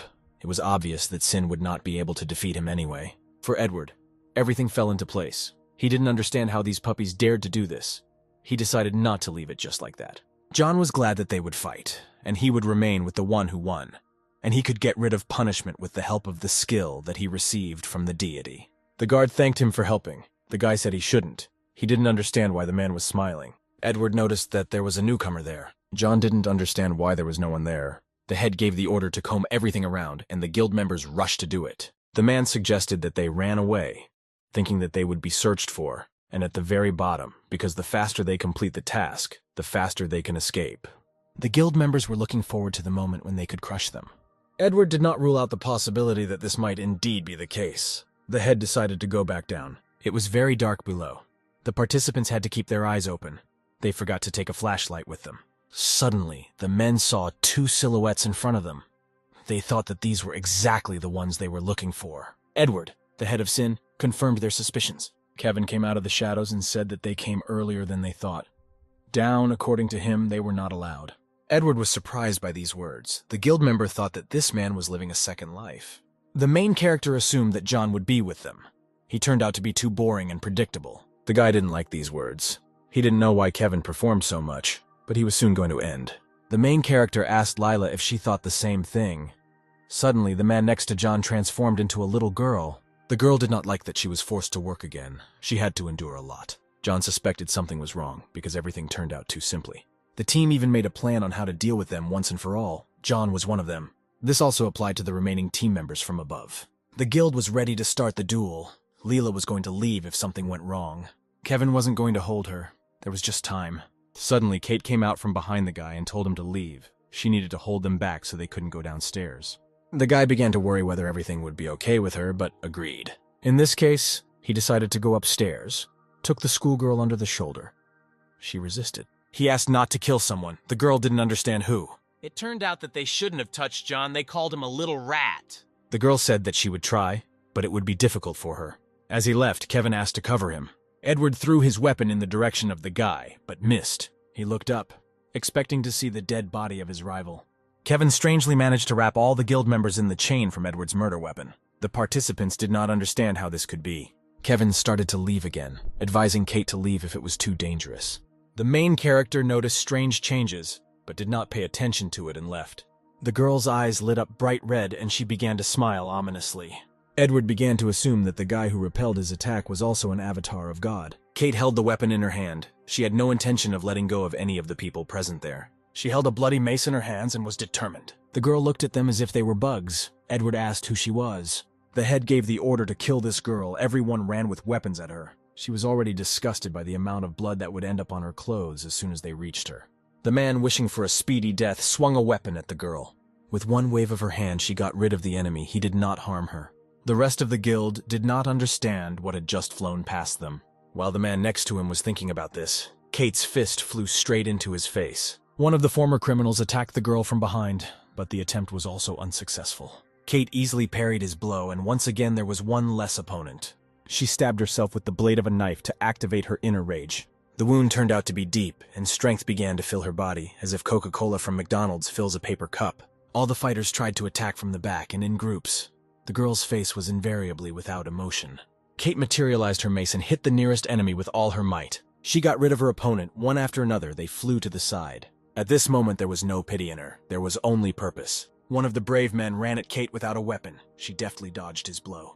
Edward watched what was happening, could not understand who this girl was. There were more than 30 of them, and she alone was stronger than all of them combined, and was not even the least bit tired. The man continued to clutch his weapon in his hand. Edward realized that the girl was not as simple as it seemed at first glance. In strength, muscle mass, he surpassed her in everything. The girl's mace flew towards the guild leader. Edward grabbed the first guy he came across and shielded himself from the attack. The man was an avatar of Hades himself. He could not afford to lose. The head decided to use a sentence of death. If this skill hit the target, then death would occur instantly, but it takes a little time to prepare. What a stalemate it was that such a strong fighter decided to resort to this ability. The man called Kate a reptile who didn't know where she was going, but she sharply pulled the chain from the mace. This made her weapon return to her along a given trajectory. This was her plan. He repeated once again whose avatar he was, his eyes filled with anger. Suddenly, Edward began to look up at her. Something strange happened. The man couldn't believe it. He thought it was all a dream. The girl looked at him, and then turned away to the side as if nothing had happened. Kate calculated everything. The point was not in the throw of the mace itself, but in the trajectory along which she returned it, tearing the enemy's head off his shoulders. The street became darker and darker. The Roman tower was shrouded in twilight. Lila was worried about Kate. She was not sure that the girl could cope alone. Kevin wasn't entirely sure of this either, which frightened the girl even more. In his opinion, there was no strong opponent. It was just the beginning of the game. Edward most likely recently became an avatar. Of his skills, he probably only had a death sentence. But it took too much time to use it. His head would fly off his shoulders faster than he could use the skill. The girl didn't know what he was really up to, and whether they would definitely go to the roof. The guy confirmed the words she said. It was all true. For Lila, this all seemed like too much, which is why the guy took her with him. She may have looked cool, but she only knew how to change her appearance. Kevin needed this ability from the girl, and that was enough for him. They found themselves in front of a huge door. The guy said that they needed to go inside. Kevin asked not to worry, saying that the girl would be given a good reward for all her work. They would buy an item worth at least 2,000 points, and there would also be a bonus. The girl really liked the prospect of a future gift, but if she was deceived, she promised to kill her. The main character ordered her to transform into a ferret. The girl did not know how this was supposed to help, but she did it because of the request. According to the guy, she had to find out soon and asked her if she was ready. Everyone was ready, so they decided to go in. When they went inside, they were faced with stone statues of people who had been there. All these people became victims of the basilisk. It could not help but frighten. The guy told Lila to go ahead and find out about everything. She needed to move quickly and offered to give her a lift. As soon as he let go of her, literally a couple of seconds later, she was on his shoulder again. Kevin couldn't believe she found him so quickly. He assumed that there was no need to bother looking for this monster. He was a guard of that level. The basilisk introduced himself. His name was Orga, and said that if Kevin did not retreat, he would have to kill him. Now monsters didn't just appear. There was a monster with a name placed in this level that players couldn't destroy. This was a real guard, but the most unpleasant thing was his skill, his gaze, which turned him to stone. He opened his eyes, and with his gaze turned everything into stone. At this time his eyes began to glow, and that's all. But whatever this color hits turns to stone. The guy asked his ally if she remembered the agreed-upon plan. Kevin told Lila to act. She was not ready for this. She was very scared. Kevin asked if she wanted him to give her a lift and received a positive answer. The guy was already in a pose. What happened? The main character decided to help the ferret get to the basilisk by the shortest route and threw it. The reincarnated Leela was right next to the eye of the terrible creature. Kevin knew that now was the time to act. This skill had a cooldown. The moment he couldn't use it, he needed to gouge out his eyes. A huge sharpened knife was flying straight towards his mucous membrane. The basilisk appreciated the opponent's throw. The main character realized that a simple weapon would not help here, but the distraction worked. Since this happened, there was only one thing left for the creature. The basilisk said that he just accidentally hit this ferret. According to legend, one of the basilisk's enemies was a ferret and a rooster. These were his weak points. The creature only laughed at the fact that someone still believed in this legend. It could not be used to attack him. Kevin, according to him, could not resist him. Orga noticed the fact that he couldn't keep track of the ferret. Leela, in the form of an animal, clung to part of the creature's body. It tried its best to repel the attack, but it failed. Ultimately, the creature decided to use its ability. Orga guessed that the ferret was not at all simple. The guard was only amused by the current situation. It all looked plausible. He didn't know what was going on in their minds, but he hoped they understood the futility of their actions. During conversations, Kevin ordered Lila to bite him faster. The ferret flew up to the creature's eye and prepared to attack. After he did this, blood poured out of Org's eye. Kevin managed to catch his ally on the fly, but the ferret was not injured. After such an action, they could not be afraid of the creature's gaze. The monster was convinced that the ferret was indeed not simple. Kevin grinned. This was confirmed indeed. Where does a ferret come from in the city? The creature tried to attack them again, but the main character with the animal in his arms skillfully jumped away. Orga was so huge that any attack he made was immediately visible. However, as soon as he even slightly hurt the guy, he could immediately say goodbye to life. The monster was angry and said that no one would leave him. Suddenly, Kevin looked at his phone and was happy about something. The guy asked the ferret if he remembered the sign he told him about. After this, the guy and the animal urgently ran away in different directions. The basilisk suspected that the rivals were again using some tricks. To this, Kevin replied that they could kill him without it. The creature was funny. The guy could use techniques, but there was no way he could defeat him. Even if they deprive him of his skill, they still have nothing to oppose him. Kevin began to panic. He would not be able to jump away in time when attacked. The basilisk was not going to give up. He was pursued only by a single mania, to kill his enemies. This was the difference in levels. Everything was not so simple. Kevin looked at this with frightened eyes and tried to come up with a new plan. The basilisk suggested that his rivals were again using some kind of tricks. The main character said that without this, they would not be able to kill him. The monster was amused, because his characteristics were equal to D rank, and his opponent was only F rank. No matter what he did, his efforts would be in vain. The guy realized that something was approaching. The basilisk said that the opponent can use any techniques, but he will never kill him. The monster called on them to block his skills as much as they wanted. Nothing would help them anyway. Kevin understood that in this way he could be late with the jump. The monster smiled ominously and did not take his eyes off his victim. The guy realized that he needed to act before he was completely late. Kevin told his opponent that he was talking a lot. The main character defiantly snapped his fingers. The basilisk did not understand what he was up to. Suddenly, the Haryok girl turned into a rooster and began to crow with all her might. Orga did not expect this. It was clear that the monster was scared and would no longer pose such a strong threat in the coming minutes. The guy asked if this was the same level difference that he was talking about. The basilisk called the guy a bastard. He clearly didn't like this gesture. Kevin wasted no time and began throwing multiple punches at his opponent. But the monster's body didn't seem to care about all the injuries inflicted on it. It did not change its shape. Orga didn't understand how much longer the guy could fight him, how long he could last if he continued this. The basilisk did not know how his opponent knew his weaknesses, but he was reassured by the fact that he was not that strong. It was not so easy to pierce the monster's scales after such a gesture. It quickly returned to normal. The guy scuffed his foot on the floor so that sparks almost flew. The basilisk did not understand whether the guy would continue to run from him, because the young man would soon run out of strength. But Kevin did not give up. He fearlessly ran towards his possible death. The main character began to calculate all the movements of the monster and realized that he began to move clearly slower. Kevin asked the basilisk not to show off. He realized that it was time to deal with him. It seems that the main character was well prepared, but the difference between them still remained the same. The further course of action was unknown.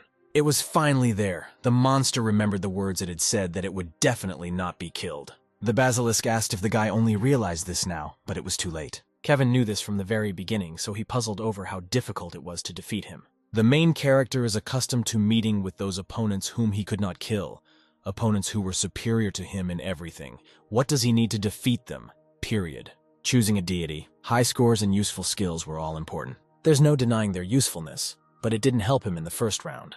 However, he pulled it off despite the lack of recognition and praise for his genius. Kevin was the last person left alive. The basilisk did not understand what his opponent was saying and warned him of the imminent end. The main character smiled and bit his lip, but suddenly something happened that scared and shocked the monster. Explosions began to be heard from the Roman tower, and some parts began to explode. The basilisk began to ask what he had done. The young man admitted that it was a bomb. Some people spent a whole week, Lila, diligently laying it out. It was a bomb that could be detonated using a remote control. The monster called him a fool, said that he could not be killed with some kind of bomb or thrown off. Kevin knew this, that he could not kill the monster with the help of objects from this world. It was not prepared for the monster. His efforts were not meaningless, although the opponent was so thick-skinned that she did not understand this. The basilisk began to gradually guess about the main character's plan, and asked what was happening. It was a family trait of monsters, namely not to notice anything around them when they came in a rage. With the help of a crystal, his training bracelet increased the weight to several tens, and suggested trying the difference in weight. The basilisk certainly did not expect this turn of events. He did not like it. Kevin was no longer bothered by the difference in levels. It no longer mattered. At that second, the hoops filled with mass. They began to weigh tens of tons, and the dragon began to fail with a crash and fall down the floors. The monster thought that the blow would break the bracelet, that's all. The very moment the guy frees himself from him, the terrible creature will kill him. But suddenly the basilisk noticed a strange golden spear. It didn't understand where it came from. There was a second level there. Among the weapons that could be obtained so far, there was no one that could pierce its scales. The basilisk thought that he would not die from one spear, and decided not to worry. But suddenly a spear pierced him right in the neck, pierced his throat, and he was defeated. The monster didn't understand this at first, and thought that it couldn't be like this. The rest of the team had been fighting with another opponent a couple of minutes before. Nothing penetrated the opponent. They did not know how to proceed. Liam realized that they couldn't cope on their own. They needed help. All this time they fought with the caretaker, who had a terrible eye shape. The team member began to ask what they would do because they wouldn't last long like this. Everyone began to look up in surprise. Something had clearly happened there. The leader also looked there. He did not understand what was the matter. Suddenly, a huge snake began to fall from the ceiling. It was a basilisk. As it fell, the monster crushed the caretaker with its weight, creating a huge hole in the floor. They all hoped that both opponents were dead. It was similar, but first we needed to find the other participants and assess the situation. Once the task was completed, then the caretaker was a boss mob. The leader received a silver level, although he did not understand what he did for this and how it worked. No one knew when the next task would appear. Liam was asked what was going on. Kevin appeared in front of the team with a ferret on his head. He asked Lila to look at how they dropped him. The leader said that they couldn't have done it without the main character, and it was all thanks to him. On the other hand, it could be other guys. The caretakers were not so easy to catch, yet Edward and his guild were of a completely different caliber. It didn't go on like this. The leader wanted to become stronger so that he could survive without anyone's help. Everything went according to plan, because the leader did as the main character told him. Kevin was going to take a short walk while there was time before the third task began. He was going to go wherever his feet took him. In case of unexpected events, they could call him. If he's not busy, he will help. The leader said that the guy could also call them if he needed anything. After these words, the guy turned around and began to leave. He understood that Liam felt a lack of abilities. Now he would have to survive on his own, at least until the 7th level. The main character remembered that he forgot to ask what his deity was if they see each other again. He will definitely need to do this. In front of them was a clothing store whose windows were broken. The main character decided to go there and was surprised by what he saw. Inside was Kate, who didn't expect her partner to come so quickly. The girl's chainmail was worn out. She took out a new one and calmly cleaned the mace. Something told the young man that the girl had treated her rivals cruelly. Just in case she locked someone behind the door, especially since the hostage made a lot of noise. John was inside the room. The door was opened. They asked how he was doing. The locked one aggressively asked to remove the strange weapon that was hindering his movements. It turns out that Kevin put a strange collar on his neck, although it would be more correct to call it a choker. John fell to the ground, fell with a huge crash and broke his nose. Kevin wondered if a person could bear 200 kilograms. The guy didn't hold the stone next to the other's body for long and soon picked it up. Jonah, of course, didn't like it, but the main character wouldn't have hung the stone on him if it hadn't been so easily removed. The young man began to ask Kevin why he was treating him like that. For the main character, this was a rather stupid question, because even during the first task, the interlocutor gathered people in the gym to finish everyone off there. So it was not difficult to guess that this time he was probably going to betray them. The main character said that Lila was next to him all this time. She saw everything, but he didn't even know. His plan did not work out because Kevin interfered with him. If not for him, John would have achieved his goal. The object on his neck is a physical arrest. The time has come for psychological arrest. As soon as he puts his signature on the absolute contract, he will never be able to break this agreement. It was written that from now on the party promises to become a selfless, reliable, and honest person. If the agreement is violated, the choker will begin to put pressure on the neck, after which he will lose his head and death will occur. But within reason, Kevin can turn a blind eye to minor violations of the contract. At first, John didn't like that they wanted to make him a 6, but an angry Kate appeared behind Kevin, and the guy got scared. The young man finally decided to sign the contract. All he needed was a pen, because without it, you couldn't sign. After this, the main character asked not to forget about the signature. Now he will always know where the guy is and what he is doing. After that, Kevin got ready to leave and sweetly waved his hand goodbye and wished him to be a good boy. In words, John was always obedient, but his face was all distorted. He had no choice but to do this. Kevin decided to take action slowly. Kate's scores also jumped, and she was now at the gold level. The girl needed to look into one place, and the main character needed to visit somewhere. Everyone decided to go about their own business. They could know each other's location at any time. Kate knew how to look for a guy. She had mastered this system perfectly. Kevin decided to give Lila a reward and asked her to come closer to him. The girl warned that if it wasn't something special, the guy would have a very bad time. He knew it. The main character decided to give her a secret ring. It made the owner completely invisible for a maximum of 1 hour. It could be used twice a day. The girl really liked the gift. She couldn't believe that it was really hers. Kevin noticed that Kate's face had changed and promised to give her a gift next time.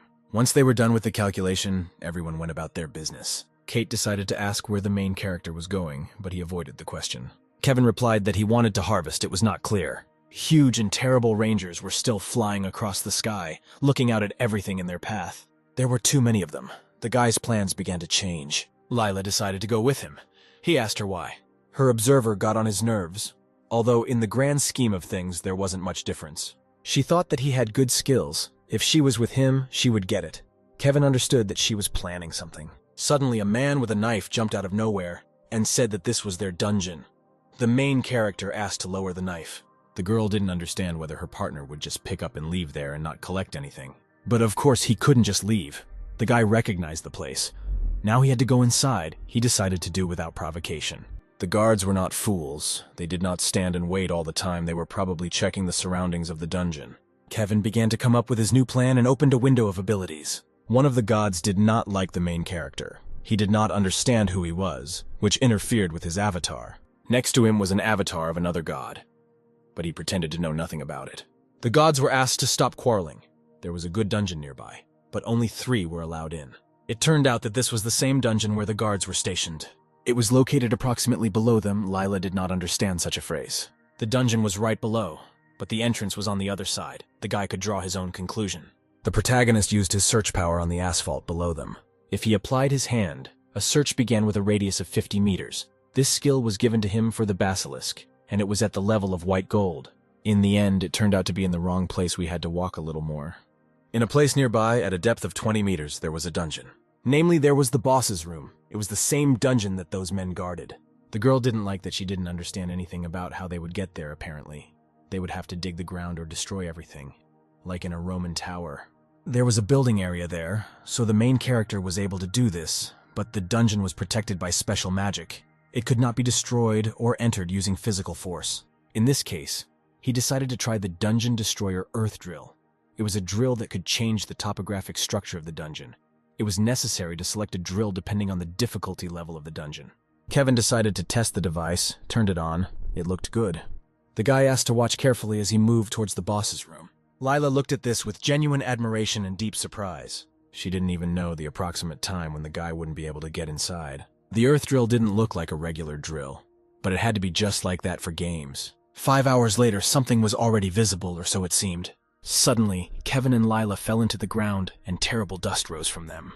The girl grabbed her head, and the main character stood up as if nothing had happened.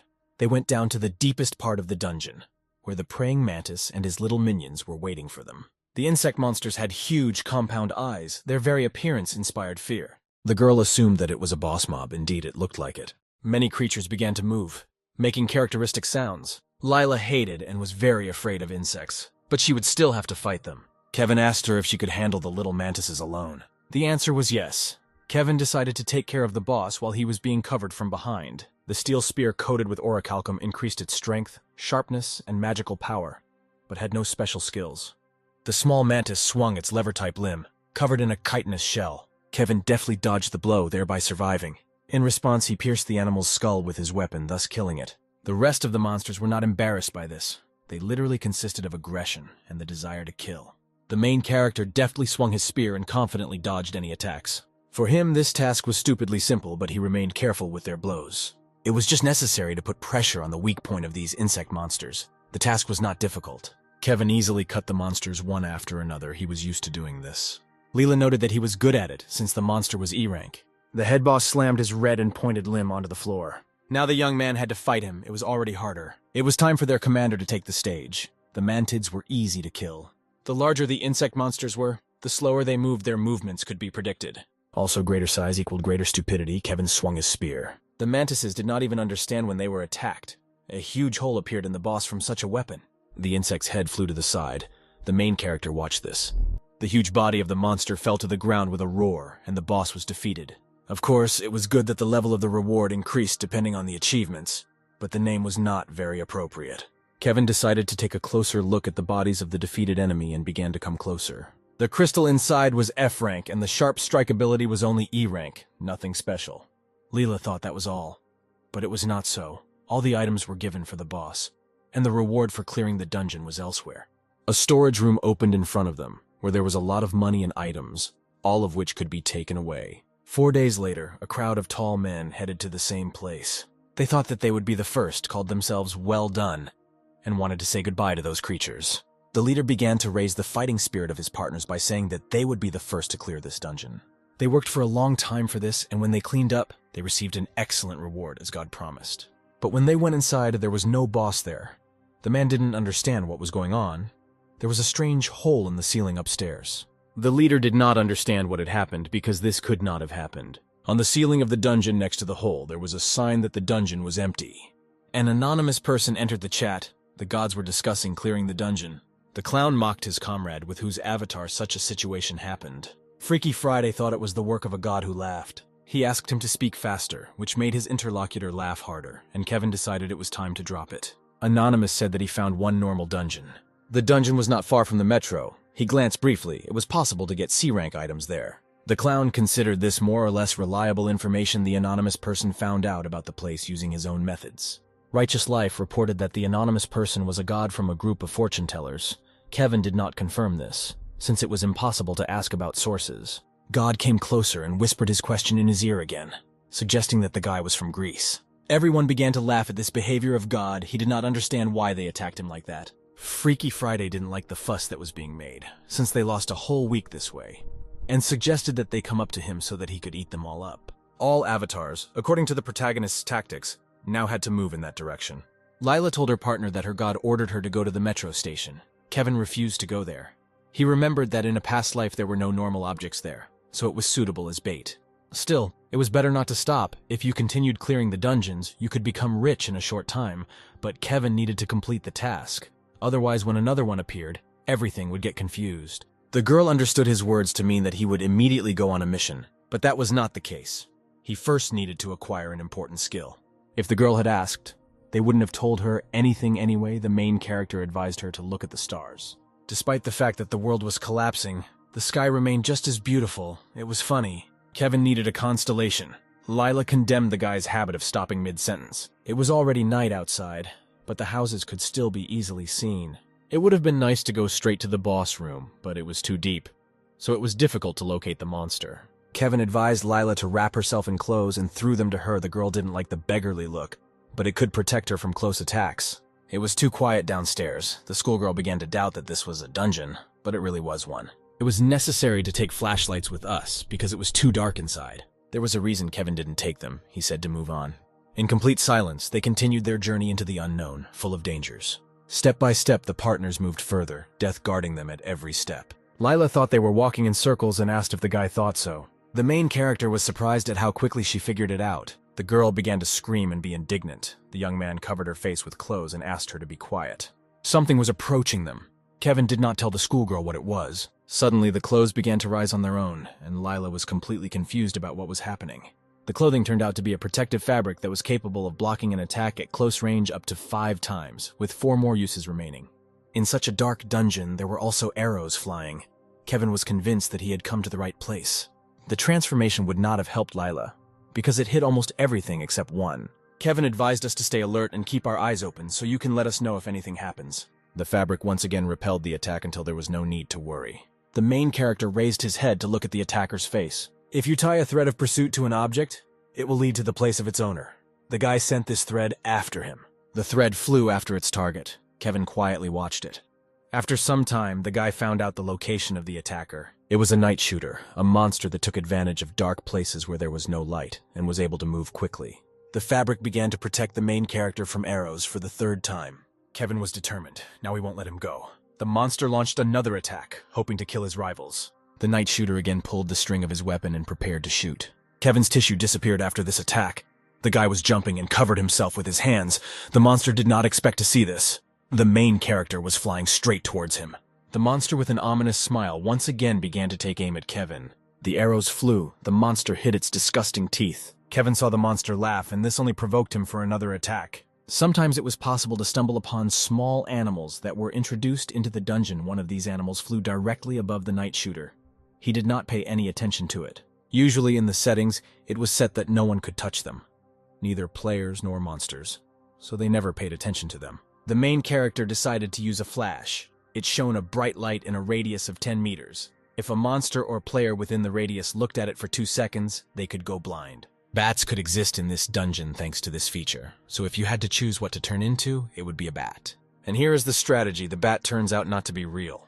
The night shooter was distracted by a flash from above. Kevin covered his eyes with his hand. Taking advantage of the moment, the guy pierced his opponent with his knife. This was the very difference in strategies that he used. It's possible there was a separate reward room in the dungeon, like there was with the mantis, but most likely there weren't any special items in it, because there were no monsters other than the boss in the dungeon raid. In most cases, there were no rewards given for it separately. But for killing the boss, they gave amazing goodies, not of the highest level, so that the indicators were immediately evident. But his peculiarity could not be underestimated, although these items were weaker than those that he used. But the appearance of a mobile vehicle is clearly luck. Kevin took the ability to hit accurately and allowed Lila to take the rest. His skill was not easy to obtain, although it was one of the most necessary. The girl also liked the coat, but nothing could be done about it. It no longer belonged to her. The schoolgirl ran up to the dead monster to examine it. The main character seemed to have finished his preparations. In terms of performance, he had a large number of skills now. There is no stronger player in the world than him. However, this was not enough to kill him, although there would be no problems completing the main task. After all, in the end, his goal was to complete all the tasks. He had to be glad that there was a set of the first level. When completing the 3rd task, players were given the opportunity to purchase a level 1 set. In any case, this item would help him kill that guy from the 3rd task. It was a damn raven. The main character decided to try to complete the task. The house was dirty on the outside and didn't look very nice. Kate knocked on the door and realized that apparently no one was there. The girl pulled the door handle. She understood that she should have expected the worst. The main character's partner opened the door and saw blood on the floor. Kate did not understand a little what was happening inside the apartment. She had a questioning face. The monsters flew at the girl, and she just stood there in bewilderment. The creatures made unpleasant sounds and flew straight towards the girl with their mouths open. The girl was not taken aback and prepared for battle, taking a defensive position. With a few swings of her weapon, she cut down all the opponents. The monsters flew away from her one by one and fell to the ground as already dead bodies. She threw one opponent into the wall while another was approaching her from behind. The monster managed to bite Kate on the shoulder, and blood gushed out from her. The girl clearly didn't like it. She was in pain. She grabbed the monster by his head. With her hand, she pushed the monster away so that he too fell to the ground dead. By that time, murder had ceased to be something scary for Kate. She did it easily and indifferently. The girl began to look around the apartment in search of her relatives. Suddenly, she raised her hand to her face. Horror and fear were visible on her face. It seems her father is lying on the floor. Apparently, he was dead. Kate couldn't believe it. He couldn't just die. She fell to her knees next to the dead body and began to cry. It was difficult to stop her. The girl turned her head to the side and found a phone that she had not seen before. The mobile device began to vibrate. Someone was calling it. The girl picked up the phone, hoping that it was her mother calling. She asked the caller if this was true, and he answered positively. Kevin and Lila were walking down the street. The girl noticed something. There was a man on the street. The guys were greeted at the entrance to the Roman Tower. The girl realized that they had started a business there. Perhaps it was due to the fact that monsters avoided this place. Lila didn't know that this was possible. She had to look around to understand everything. The girl thought that all this was strange, but something normal had not happened to them for a long time. The schoolgirl didn't understand the auntie, why she was standing there, whether she was afraid of monsters. Kevin asked her to stop staring at the woman. At that moment, they could enter the Roman Tower for free. The woman wanted to help them do this. The main character was about to do this, but Lila stopped him. The situation seemed extremely strange to her. The guy didn't like this idea either, but there was no way to complete the task without entering. You still had to go inside. The woman asked you to be careful. The entrance and exit were in different places. The place was too clean, and there were employees inside who were ordinary people, not even players. There were probably more than one or two such oddities. It was due to the idiotic tendencies of the dude who dominated there. The employees were truly ordinary people who were not killed. But now they could not die. They had fake smiles on their faces that were immediately noticeable. Still, doing such a thing was better than dying. Kevin said that the park workers are not able to die, so they live like this. The amusement park worked not only due to the attractions themselves. The main character noticed that a new task appeared on his screen, but something confused him about him. His eyes gave him away. Lila also noticed the appearance. It seemed to her that it was light, but there was something wrong. Kevin clearly didn't like it. Lila noticed that his face had changed. This was not what he expected. The assignment was not what it should have been. There was clearly going to be another task there. Kevin knew about it. Definitely not of the same rank. The task was to save people. Lila was happy about the simple task. All she had to do was go on the rides. It seems that the girl received a task from his past life, to go for a ride and get 5 stamps. Not only did the level increase, but the main character also received a completely different task, something only masters of the game or system can do. If it was the intervention of the game master, he would certainly appear in front of him, which means that the second option was more suitable. Of course, he killed 2 guards, but he would never have thought that the reaction would manifest itself so quickly. Lila did not understand what was happening to her partner. The task was not at all difficult. Kevin asked for time to collect his thoughts, since there were changes. Then there should have been advantages from this. He needed to think carefully. At the very least, this proved that the future was gradually changing. Kevin asked the girl if she had heard about the game Roller Coaster Time. This is the game where you have to manage an amusement park. The manager can do whatever he wants, and if so, then any even crazy actions are possible. For example, break the ring so that the trolleys go off the rails, or make the Ferris wheel roll along the ground. These people didn't need sales and revenue. They just wanted to watch people suffer. The schoolgirl couldn't believe it and thought it was a joke. Karis was the constellation of the Raven. It was his doing. Lila could not believe everything that was told to her. Yes, normal people had no way of knowing all this. Most likely it was some kind of crazy person. It wasn't the players who were working on the mission, ordinary people. Only a crazy person would come up with such an idea. There was no point in telling the girls about Karis. It would look strange that the guy knew about it, because there were no players among the players who had learned about the constellations yet. In the past world, there were a lot of strong monsters, and the guards were the strongest of them. But the constellation was on a completely different level. These were not just strong monsters. They were something completely different. In that place, Karis was dominated by the constellation of the Raven. It was lower than other constellations, but possessed a certain divinity. In general, it was too early for the constellations to appear, but this guy was an exception. He lowered the level of divinity so that he could exist in this world. So a low-rank constellation appeared. He took advantage of this for his own purposes, and was now located there. It looked like Karis was going to have a little fun while there were no one who could harm him. Although, to be completely honest, in his previous life he entertained himself in the same way, and then disappeared. He was a low-level divinity constellation, but the amount of harm he caused to humanity was not comparable to even a high-ranking constellation. Lila thought that the main character wanted to tell her that some strong dude was holed up there. She just had to be careful. The guy asked her to continue thinking in the same spirit. but not to let herself relax. There was a slightly different layout, unlike the Roman world, where it was before. The one who was in charge there changed everything to his taste, which means it was also possible. The man turned to the young people and asked what about that place. The man invited them to the attraction and promised that it would be very exciting and they should definitely try it. This voice was tired from constant fear. The main character noticed something on the man's neck.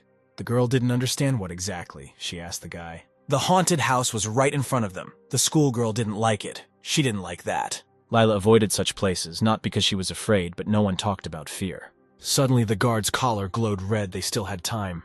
The schoolgirl did not understand what was wrong with them, but they asked to wait. It was clear that they were in pain. They began to scream. Lila absolutely did not understand this situation. She became scared to look at something like this. Kevin looked at it with a calm look, as if he knew that this was going to happen. Suddenly the collar exploded and no longer glowed red. The man fell to the ground, and red smoke began to come from the device. Everyone around bowed their heads, only Lila did not stop looking at it with her frightened eyes. It looks like they had a time limit for soliciting clients, just like the team had a time limit for completing the task. The guy assumed that this would be the case, but the task turned out to be even worse. The girl did not understand why they did this to the man. Tears welled up in her eyes. The main character asked not to think about it because it wasn't her fault. Everything was planned that way from the very beginning. That was the problem.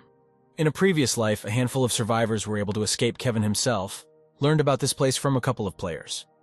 But then there were more people. In any case, the one he needed was there. First, he needed to collect all the seals. Kevin asked the employee to tell him about this place. The man did not believe that someone really wanted to go inside, because he was unlikely to like this place. The main character could not refuse the task, otherwise he would die. Even if he refuses, in the man's opinion, nothing will change. The other players who entered there did not last long, and either died or hid. But if he wanted it so much, as he realized, in a haunted house, completing the task was quite simple. All you had to do was go through the end. Kevin liked that it was so simple, but usually the simpler it was, the scarier it was. You just had to be careful, and everything had to work out somehow. They were wished a good time. The main character stepped forward. Kevin noted that his partner was too timid. The girl made the excuse that it was very dark, so she grabbed him so as not to lose sight of each other. Lila will just have to follow him and everything will be fine. Kevin saw something ahead and wondered what it was. A huge weapon flew between them. The main character managed to bend the girl down. Kevin asked Lila to pull herself together and run forward as carefully as possible. On their way, there were huge murder weapons swinging from side to side. One blow, and they were corpses. Another monster began to attack Lila from behind. The main character warned her about this. The main character grabbed the weapon, clearly wanting to use it for protection. He stuck it between the teeth of the monster flying up to the girl, thereby neutralizing it. He had a truly disgusting face. One could be too frightened by it. Lila fell to the floor and started crying. Kevin said that she had become somehow ugly. The main character took the girl on his shoulders and told her to hold on tight. She was seriously scared. New huge monsters appeared in front of them, one of which was a skeleton. Kevin was not afraid of such monsters and deftly pierced them with everything he could. The main character jumped up and hit the vital places of the monsters he had practiced. Then he took up the skeleton, flew into it with both legs. This should have worked. Kevin hit the monster's huge head with his limb as hard as he could. After that, he turned around and ran in the opposite direction, the skeleton behind him falling apart. Lila could also easily cope with monsters if she weren't so afraid. New rivals appeared in front of them. Kevin fearlessly ran into battle. At this time, the schoolgirl was crying on his shoulder. She was really scared. The guy pierced all the enemies with a spear and ran further into the battle. The attacks were based on the template of the Panic Room, a famous attraction in such parks. From all sides, as if out of nowhere, traps appeared and monsters attacked. Each new monster seemed uglier than the previous one. However, the difference is that they actually tried to kill them.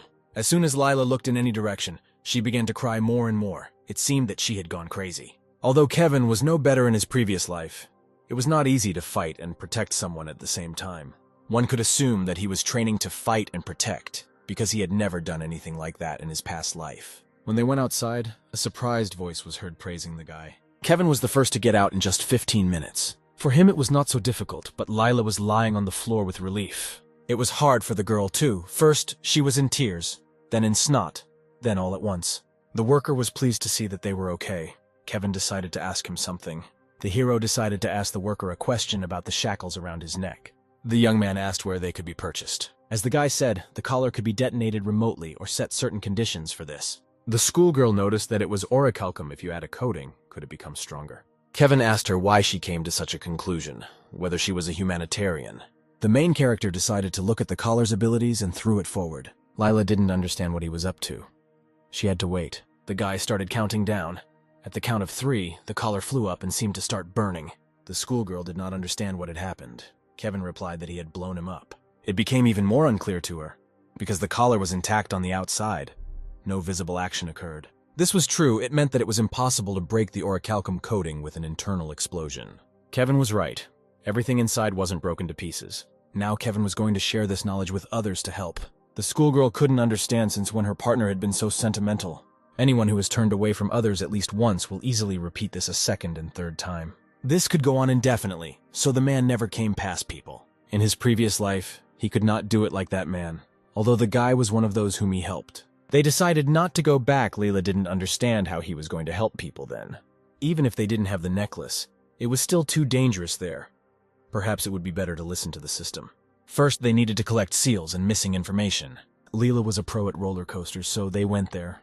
The girl hit the surface and said that she didn't want it anymore. The laudatory reviews concerned an ordinary amusement park, but there everything was completely different. It was impossible to call it an amusement park. If it weren't for the schoolgirl, Kevin would have died at least 4 times.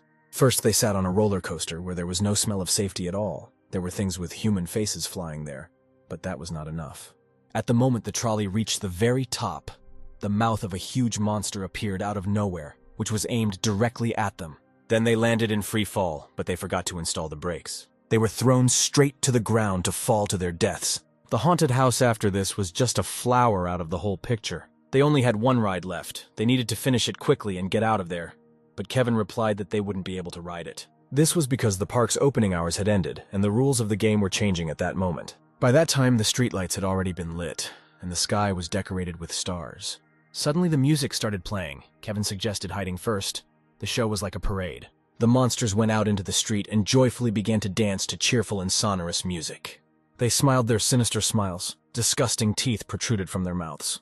Kevin closed the girl's eyes. He didn't want to show this to the child. Monsters were finishing off people in the park. The main character considered them freaks. Lila wanted to look at this spectacle until she found out that the very zombie she was afraid of was there. After that, the girl suggested we get out of there. But now it was too dangerous to do so. There were dead bodies of players lying around in the parade for a reason. The schoolgirl did not expect such a turn of events. The young man did not just close her eyes. Lila thought there was something vulgar there and he wanted to look at it alone. Someone stood next to them. They didn't talk to each other about how they shouldn't be found, so someone had to go after the unknown young man. Monsters walked around the park, and workers stood in front of buildings and attractions. Therefore, the players had almost no place where they could hide.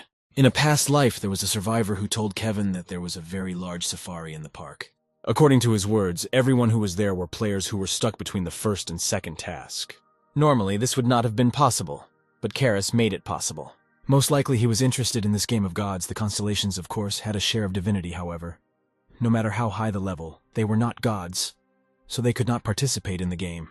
It was entirely possible that he had made a deal with the game master, or had found a loophole in the system. But it's time to find out how he pulled it all off. There were indeed a lot of people ahead, just as Kevin had said. Lila came up and asked if she could go in there. The young guy noticed as many as 4 seals on her. They hurriedly opened the door after seeing what they saw. One of the players was named Brad. He was glad that the new guests received as many as 4 seals. Even their leader only had 3. The schoolgirl had no modesty and openly rejoiced at her superiority. Brad said that they could stay there and not worry, because he would report their arrival to the leader. Kevin began to look around and examine the surrounding area. There were only simple players around. They were warming themselves by the fire, doing simple things. If you count, there were about 200 of them, therefore a fairly large number. Of course, not everyone was there, but more than 100, and he was probably already there. The guy again began to run his eyes and look for the very guy who, for some reason, he needed. It could be that he wasn't there. It looked like Kevin had found him. The man was someone who was bound to be connected to this place. The highest deity is Hephaestus, the 12th god of Olympus, and his only avatar is Christian. In a past life, the guy was one of the most famous players. The equipment that he created was always sold at exorbitant prices at auctions. There would not be a player who did not dream of getting his hands on at least one of the items he created. It would not be an exaggeration to say that the players lasted so long in the game only thanks to Christian's equipment, even though humanity died then. This was not the guy Kevin used to know before. The young man shone like the sun, did not lose hope even in the most hopeless situations. and now the expression on his face said that he had outlived his usefulness. Lila had the impression that it was easy to catch depression there. It was contagious. Next to Christian could be his older brother. The main character heard that he died at the end of the third task. Kevin and his partner came closer to them and asked if they could sit with them. They were looking for somewhere to rest, but they couldn't find anything suitable around them. Christian's brother didn't mind. He allowed them to sit down. Others avoided them. He was pleased to talk with people. It turned out that the young man was blind. Christian began to mutter under his breath. They began to get acquainted. Christian's brother introduced himself. His name was Peter. Kevin didn't understand if Lila always behaved this way, or just with him and Kate. Peter asked the guys to make every effort to complete this task. The main character wanted to become friends with them. Although Kevin wanted to be friends with them, there was something wrong there. In appearance, Peter looked like an ordinary player, and the sword seemed ordinary. The main character was caught on the sword. It was hard to tell from the guy's appearance that he could wield a sword, but that was the case. Although since Peter had injured his eye, he had simply used the weapon as a staff. Christian interrupted his speech and asked him not to talk about it because he might start to remember. The depressed young man lay down on the ground and decided to sleep. Peter apologized for his brother, explaining that he had become sensitive lately. It's no wonder they acted so warily around strangers, since things didn't turn out well from the very beginning. Peter began to tell him that he had recently escaped from him. Kevin did not understand from whom exactly. It turns out that he was talking about the guard who dominates this place. Kevin stopped understanding what was happening, what the guard could be doing on the territory of Karis. Inside Seoul, the only guard was a basilisk, which the main character killed, and he is suddenly informed about a new one, which is still not so far away. Perhaps the assignment changed, and Christian too. In the worst-case scenario, everyone found out about Kevin. This world was a game where the server was controlled by the game master, but he was by no means the highest being there. There was someone above the game master who interfered with the rules, led the game and controlled it. It was a system. Everything must have been connected to it. After all, the guard was a hidden monster who was determined by the system. The main character, of course, knew that this would most likely happen if he behaved too noticeably. But now it was very annoying. Starting tomorrow, Kevin decided to start collecting information and will do it as much as possible. Lila was sleeping next to him. It's unlikely that she really was so brave. She probably didn't sweat the small stuff. Kevin looked to the side and noticed something strange and brought it to his attention. Peter was going somewhere at such a late time. The main character could not imagine where. The guards asked him what was the matter. He allegedly wanted to leave to relieve himself. The men did not understand where he was going to go alone in such a state they did not want to go. The guy said he knew the area and was going alone. There was nothing wrong with that. Observers flew above. The guards still agreed to open the door for him. But if Peter did not return, they would not go looking for him. The general observer followed him, although there is no need to do this when a person is going to the toilet.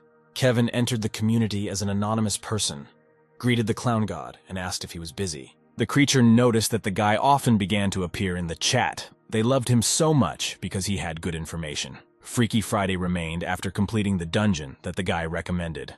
Freaky Friday was the one from whom Kevin intercepted the dungeon. The main character suggested looking at the columnists together. There was one player who haunted the guy, and the general observer just had a good vision. And besides, they didn't let the observer without a personal avatar. So he asked to look with the clown. One player seemed to refuse to become his avatar, so he did not follow him. Since this happened, then he was not such a famous god. There was Kevin on the screen. According to God, he didn't want to become someone's avatar. Recently, many people had their eyes on the main character, but he refused everyone. God saw him with a clown avatar. If God had not had Lila, he would also have made a request. The more the clown watched him, the more interesting it was. Her avatar was now sleeping. If important information appeared, Kevin would need to inform her about it as soon as he pointed it at the player he was hunting for.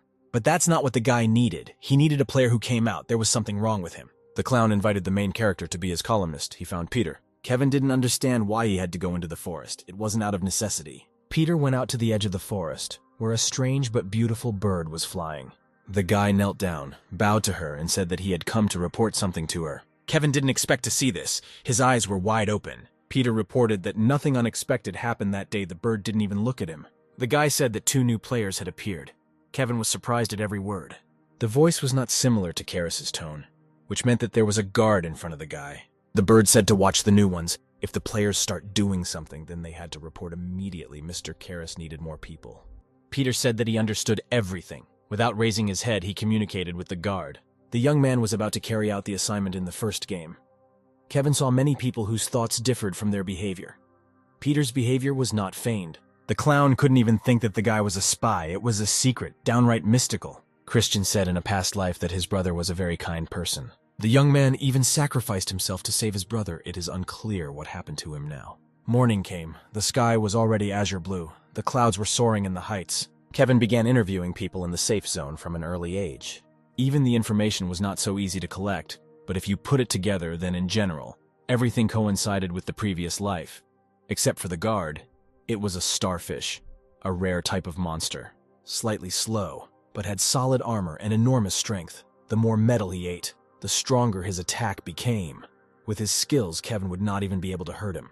It turned out that the guard listened to care as such an opponent was too tough for the main character. Suddenly, Lila came up to him from the side and asked what happened. The girl hoped that he was not planning to hunt the guard. There was no clear answer. She began to scream. For now, the opponent was too big for Kevin, but the schoolgirl did not understand this because even then he should not have become strong. If conditions allow, then Kevin would not be against such a situation. No matter what they did now, Christian would not get better as time passed. Everything would resolve itself, while it was better to leave him alone. Kevin had something to do, so he decided to go outside of Safari. He would need to see someone. The main character instructed Lila to look after Peter and his brother. He later had to tell why, when something strange was discovered, it was necessary to report. The girl didn't see anything difficult in this, so she easily agreed. Kevin was pleased with this, and now he decided to taste what the guard was like. The park was simply huge in scale. Its area was large. In the castle at the other end of the map, there were goblins who were destroying it from the inside. For the creature lying on the floor, human horror and awe were excellent methods of raising the price. Kara settled there, partly out of curiosity. He began to rise from the floor. But for the creature, it was the only right choice. Kara sat on the throne. According to him, he had one obstacle. The guard asked about it. The fun was in full swing. It was connected with the third task. Back then, the strongest player had only 3 seals. But he really liked looking at people shaking with fear who couldn't even get 2 seals. The guard said that this was the case until yesterday evening. At first, Karis did not pay attention to such words. But then he listened and asked again. There were players who were able to get 4 seals. There were 2 of them. Karis did not understand where they came from, even without the support of a deity. The creature began to remember their rides on roller coasters and water rides. I also remembered about freefall and even a haunted house. There was a high level there from the very beginning, which was then further increased. If this continues, then today they will be able to receive the 5th seal and complete the task. If Karasa interfered with the main task, then he could have problems, although the method could have simplified everything. The guard suggested that Kevin would come to Karis, who ruled out this possibility. Karis asked to just leave the guy alone. Perhaps it would be even better for those 2 to complete the task recently. Fewer and fewer players were riding the rides. It seemed to the guard that the players were no longer motivated due to the high level of difficulty, and new ones began to come less often. If they can complete the task and leave the park, then other players may receive some kind of incentive. The guard praised the plan for a stupid creature. He cooked a good pot. The creature decided to leave there. The time for patrolling had passed. The guard turned out to be faithful. When Karis saw him for the first time, he thought about the stupidity of the creature. At that moment, they did not understand the whole situation. Guards were rarely added, but it was funny to watch how he lay at the feet of the constellation and begged him, but no one knew about the addition, including Akartos. The creature obeyed its owner and walked away. It would have been nice to meet more insects. The guard, according to Kevin's assumption, was on patrol along the road. If that was true, then he should have already passed. The main character heard a characteristic sound reminiscent of stomping. A huge guard appeared right in front of him, finally arrived. The creature had no interest in killing crazy people. No one doubted that the guard served Karis. They thought alike. Everything was the same as before. The monster wanted to see the guy running away in horror. The guard slammed his huge and probably terribly heavy limb onto the ground. But Kevin managed to dodge, thus remaining alive and well. The main character swung his weapon at the body of a huge monster. The skin and, in principle, the body of the opponent was extremely hard. They couldn't even wound him with a sword coated with orichalcum, apparently. And during his patrol, he ate metals. Kevin didn't think he was such a serious opponent. Although if he weren't like that, he wouldn't listen to Peter's reports. The guard understood that the guy was not fighting with all his strength. He did not think that there were such players. Kevin once again swung his especially durable sword at his opponent. The guard was interested in the main character and offered to talk a little if he had the strength to do so. Kevin noted that the creature was talking too much, or that it was some sort of guard. The monster didn't know where he came from, but there shouldn't even be a wet spot left of him. The guard was huge, so there must have been a lot of cracks in it. Suddenly, the young man was startled by some of his opponent's actions, and fear was visible in his eyes. Kevin was attacked again. He tried to fight back, but it was successful. With a weapon, normal impact force was impossible to achieve. The surprising thing was that the coating on the weapon and the weapon itself did not deteriorate. The guard's body was not harder than orichalcum. This was a good conclusion. It meant that the guy did not have enough strength for such a fight. The creature tried to strike again at the main character, but he successfully dodged. The guy needed to find the weak points of his opponent, because otherwise the battle could not be won. Kevin made a new blow to the guard's body, expecting results from this. The creature looked at him with a calm expression. It was clear that it did not feel anything. In response to this, it simply stomped on the ground again. Kevin jumped back again. The young man, while jumping, began to think that he needed to change his strategy. The main character threw a knife at the guard, hitting him in the eye, but it had no effect. The guy couldn't understand whether his opponent really didn't have any weaknesses. Although the young man was certainly ahead of him in speed, for the sake of the battle with the guard, the main character tried to raise all his indicators to the maximum. Now they were all at level E, in the state of installing meters. The performance was higher than the other players' love. It was a big result. But even with such indicators, he could not even scratch the huge guard. After some time, Kevin seemed to lose his strength and hid in the bushes. Although the main character guessed that going to fight with a guard at such a level was a bad idea. But now he understood why at the mere mention of his name people's veins began to shake. If the monster is so strong, then it is quite possible that Karis's abilities were even greater. And Kevin hoped to slam him there. There was nothing left to do but use the first round set. The monster did not understand where his opponent had gotten lost and called him a pathetic little rat. The hero said that he does not understand why his opponent talks so much because he's too slow. The guard was angered by these words. He wanted to kill his opponent even more. The monster began to circle everything in its path, but Kevin had already left this place, and there was no point in looking for him there. Now, with his skills and items, it will not be possible to kill an opponent. This requires a powerful blow from a strong attack. And the only way left was Kevin remembered Christian. Peter asked Lila if she and Kevin were brother and sister. The answer was negative, because they even have different last names. They cannot be brother and sister. It seemed to the young man that they were very friendly. The girl had the feeling that Peter and Christian were not real brothers, because the relationship between them could not be so good with family ties. But this was really the case. The guy remembered that Kevin received as many as 4 seals. Lila recalled that she had the same number of them, and she was praised. The girl began to praise herself, when a voice from behind repeated her phrase. She turned around sharply. Kevin was standing there. The schoolgirl was very scared. Lila asked to be warned when he approached, but the guy didn't even try to hide. Peter said that they were just talking about him and his achievements. Kevin was confused by this and asked again about the topic of the conversation. Lila explained that the guy was interested in how they met. Kevin said they met when she was robbing a bank, and he said the girl was some kind of criminal. The main character turned to Peter and said that he wanted to talk to him. The guy needed to tell him something, but it wasn't quite the right place, so he suggested he step aside. Kevin took him to an unknown direction. Peter did not know where they were going. The main character turned to the young man, who bowed politely. Kevin asked if Peter was accidentally leaking information about that place to the guard. The young man immediately drew his knife and placed it on the protagonist's shoulder. The guy asked how he found out about it. There was a way for everything. Kevin wanted to ask him something, but apparently it will have to be postponed until later. Peter didn't understand what this all meant. Kevin advised him to attack him using all his powers. Peter began to attack with his sword, aiming for the neck. But Kevin, as always, deftly dodged. This was his signature skill. Then the sword was right at the protagonist's chest. The young man was determined to kill him. Kevin appreciated his opponent's abilities. They were really quite good. But as soon as Peter swung the knife at his target, it was no longer there. Kevin couldn't believe that the blows were so accurate, and his opponent couldn't see anything. The main character assumed that it was a spiritual eye. Peter said. The guy spoke very boldly, but in battle he only evaded. If he didn't want to talk, then the guy had no choice but to kill him. Kevin apparently was overtaken by déjà vu. He saw a familiar technique and position. Peter turned to strike, ready to commit murder. Kevin wasn't scared at all. He looked with curiosity and waited to see what would happen next. The main character was surprised that the opponent's technique was at such a high level. Peter didn't understand how it could be that his opponent caught the sword, and even with 2 fingers. The guy's agility was about 60 or 70, and his strength was about 50. These were quite high figures, considering that the guy was not an avatar. In other words, it was all about strength and agility. The young man heard a crunch from the side, realized the location of his opponent, and began to attack that side. Kevin dodged any swings of the sword, thus turning out to be unharmed. This, of course, irritated Peter. With the next blow, he wanted to completely neutralize his opponent. Kevin just smiled at this and prevented a blow from which he could once again die. The young man redirected the ball's trajectory with 2 fingers. The blind young man seems to have lost his strength and is very tired. Kevin had some good items, and he was very surprised by his opponent's abilities. Compared to the main character, his skills seemed insignificant. Kevin didn't understand why, with such powers, he was a spy for the guard. There was no immediate answer. There was an awkward silence for some time.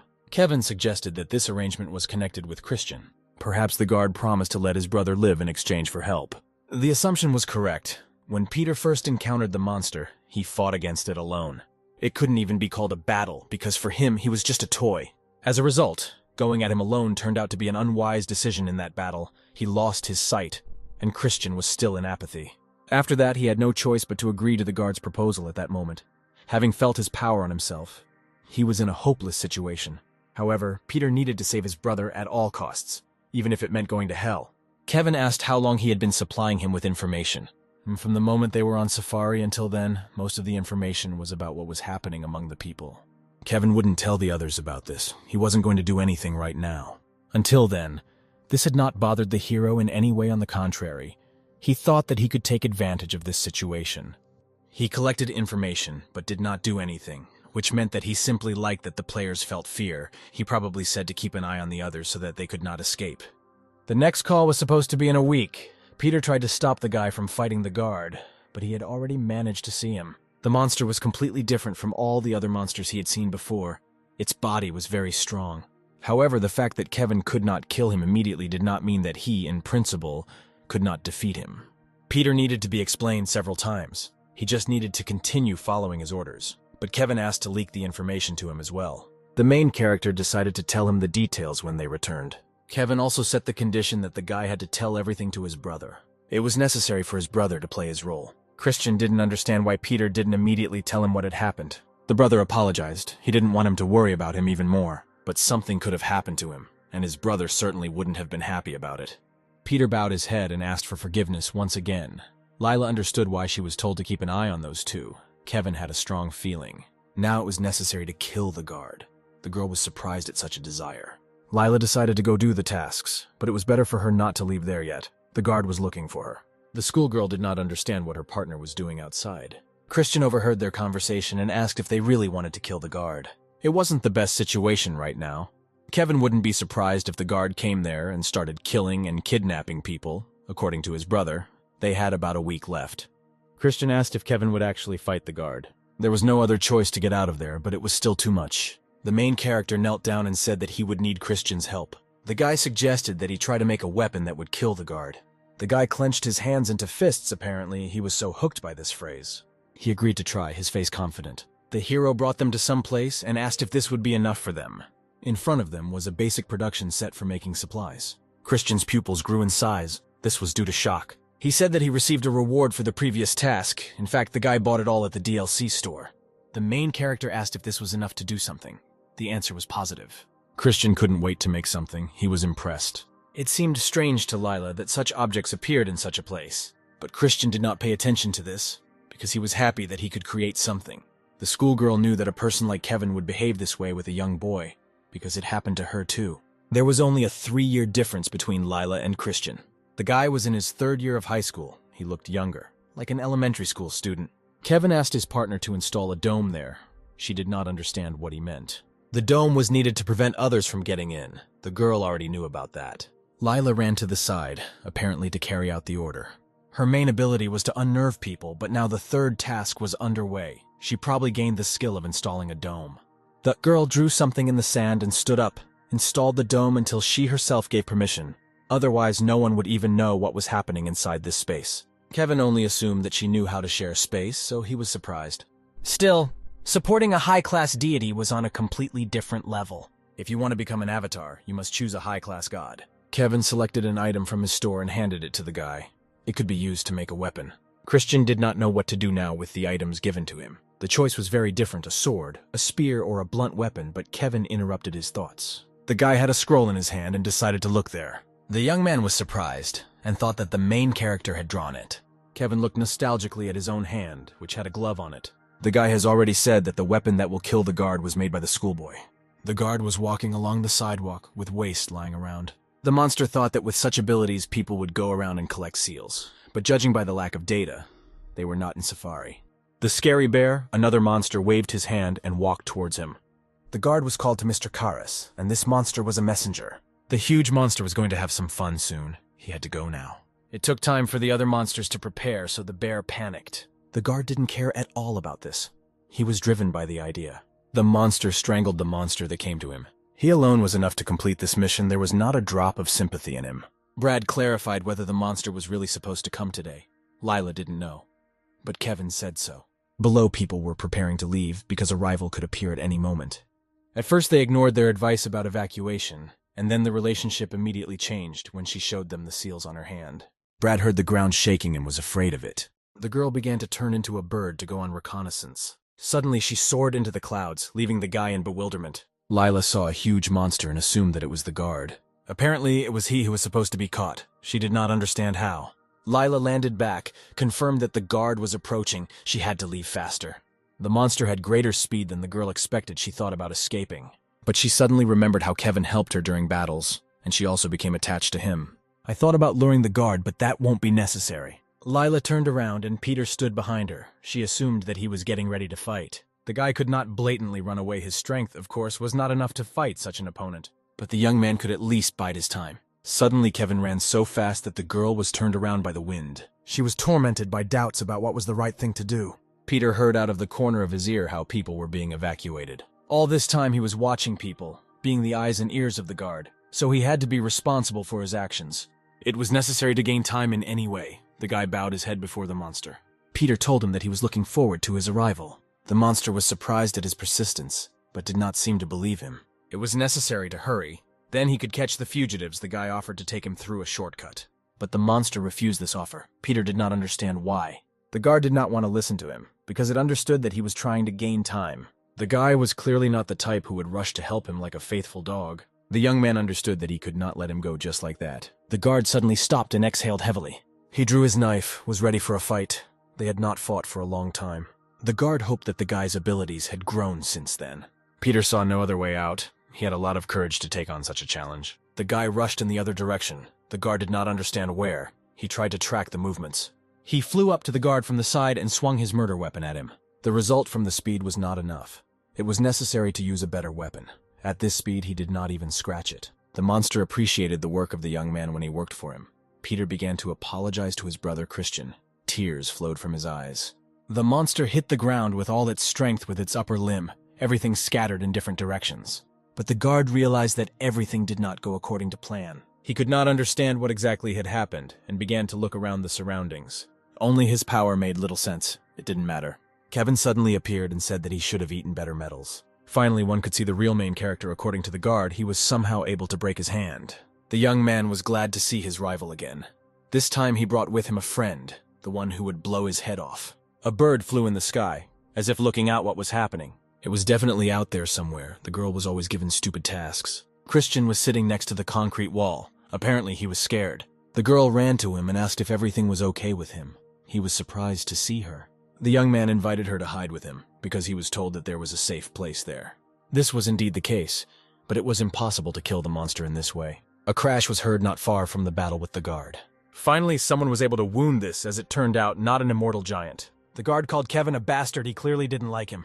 He swung, and once again hit the ground with his huge, heavy hand so that the pieces scattered in different directions. One more blow would have been enough for the monster to crush him, but it turned out that Kevin was completely at the other end of the forest and was unharmed. The main character noted that the guard is even dumber compared to the last meeting. Every word Kevin said irritated his opponent more, hurt his ego. The main character noted that the opponent began to move even slower.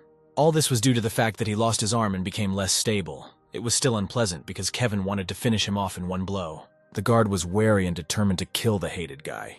The monster began to tease Kevin that he was supposedly cowardly for not fighting openly. But it seemed that everything was in order. After one shot, it was necessary to wait for reloading. Another minute was needed. The main character asked his opponent if he knew what this meant. This meant that he had less than a minute to live. The guard could not believe it, because his strength was enormous and it was impossible for him to be killed on the third task. However, it was really so. A quick death awaited him. A minute passed. The weapon was pointed at part of the animal's body. It turned out that this part of the body was the head. The monster itself did not expect this. It suddenly decided to agree that it would no longer kill people. But Kevin understood that it was all a deception and therefore did not agree to it. A second later, an explosion of incredible power thundered, of course. There was no trace left of the boss. Peter felt the sense of the guard's presence disappear. Kevin, although I pretended to be careless, the guard was a guard. I needed to become stronger quickly. Peter decided to make sure and asked Kevin if the guard was really dead. The main character had no doubt about it because he blew his head off and even the starfish died from it. Many observers began to fly up to that place. Kevin decided a little later to tell his partner where he got this weapon. Indeed, there were a lot of eyes flying around them. It was very noisy. People peered out from behind the bushes at their heroes and whispered about whether the huge monster had really died. Peter bowed to Kevin. He was immensely grateful to him. He had nothing more to say. The main character said that he shouldn't do this. The guard was the intermediate boss here. There was one more. Lila and Christian looked at this in surprise. People accidentally overheard this conversation. They did not understand who they were talking about. Lila said that she had made it all up and started apologizing and waving her arms. Suddenly, Kevin slammed her mouth shut from behind. She didn't even resist. The hero said that they would tell them the details later, but now it was necessary to provide other information. It was finally Karis's turn to take responsibility for his actions. The gods watched the fight between Kevin and the guard on the screen of their caretakers. The Greek general became interested in the young man and asked who he was. One of the anonymous people noted that they had not communicated with this god for a long time. He needed to explain the event. They did not go blind. A phenomenal event that was considered impossible actually happened before them. The clown was asked if she knew the person who walked next to her avatar. Even if she knew, she would not tell anyone anything. Lila asked Kevin what they gave him for killing the guard. In his hands was an object called a makeup machine. It looked like an ordinary stone. The stone could eat metal and turn it into a part of the body. This was the skill of a starfish. Therefore, if you eat orichalcum, then your body can be made of part of this metal. Kevin was very lucky that he got this stone. It didn't just fall from the guard. The girl didn't understand whether it was necessary to brag about such things to others, but she asked herself. Kevin threw this stone at her. The schoolgirl did not understand how anyone could throw such precious things. Lila didn't understand why they were giving this stone to her. Kevin believed that she needed it more. The girl could change her appearance, for example. She could make a weapon out of her hand and turn it into metal. This thing was very valuable, so Lila was convinced several times that the guy definitely wanted to give it away. Kevin said to consider this a reward for her help. She would be more able to unlock the potential of the skill than he, so she just had to accept it. The girl warned that it was impossible to refuse words because she would not give anything back. Lila immediately began using her stone skill. The girl received the power of a starfish. Pink petals of flame came out of her hands. If she wasn't an avatar, Kevin could have shared the skill with her. Although if she couldn't transform, she wouldn't have lasted that long. The main character was sure that great potential was hidden in her. The amusement park streets were empty for a long time, reminiscent of an abandoned place. People ran forward, sweeping away everyone in their path, even the blind guy. It was time for the next guy. He was looking forward to this turn. The young man asked Kevin if it was really safe. Everything was going quite smoothly. The main character removed the collar from the worker's neck. He was very afraid of this event. The guy began to thank Kevin. There were many people in line for this procedure. Lila was surprised by the important face of her comrade. In fact, she was supposed to keep an eye on the raven, but she thought that she had forgotten something important. The girl began to talk about the seal. If they run away, then something will happen to their task. Kevin reminded her that she didn't get them alone. If they let everyone go, then there would be no one to put a seal on.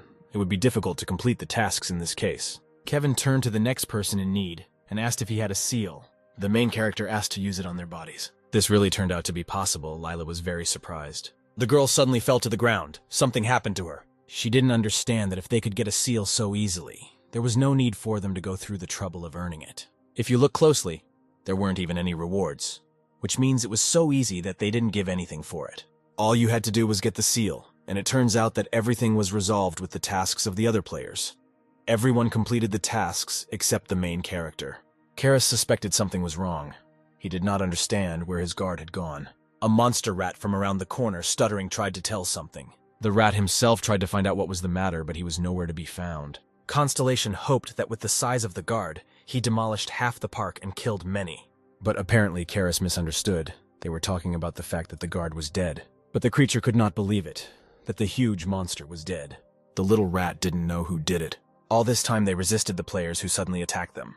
Karis did not understand how they dared to challenge him. The Constellation ordered to immediately gather all the monsters and go on safari so that they would not leave a single stone there. It was difficult for the rat to say this, but there was a problem there too. Karis assumed that the monster was afraid of the one who killed the guard, but this was not at all the case.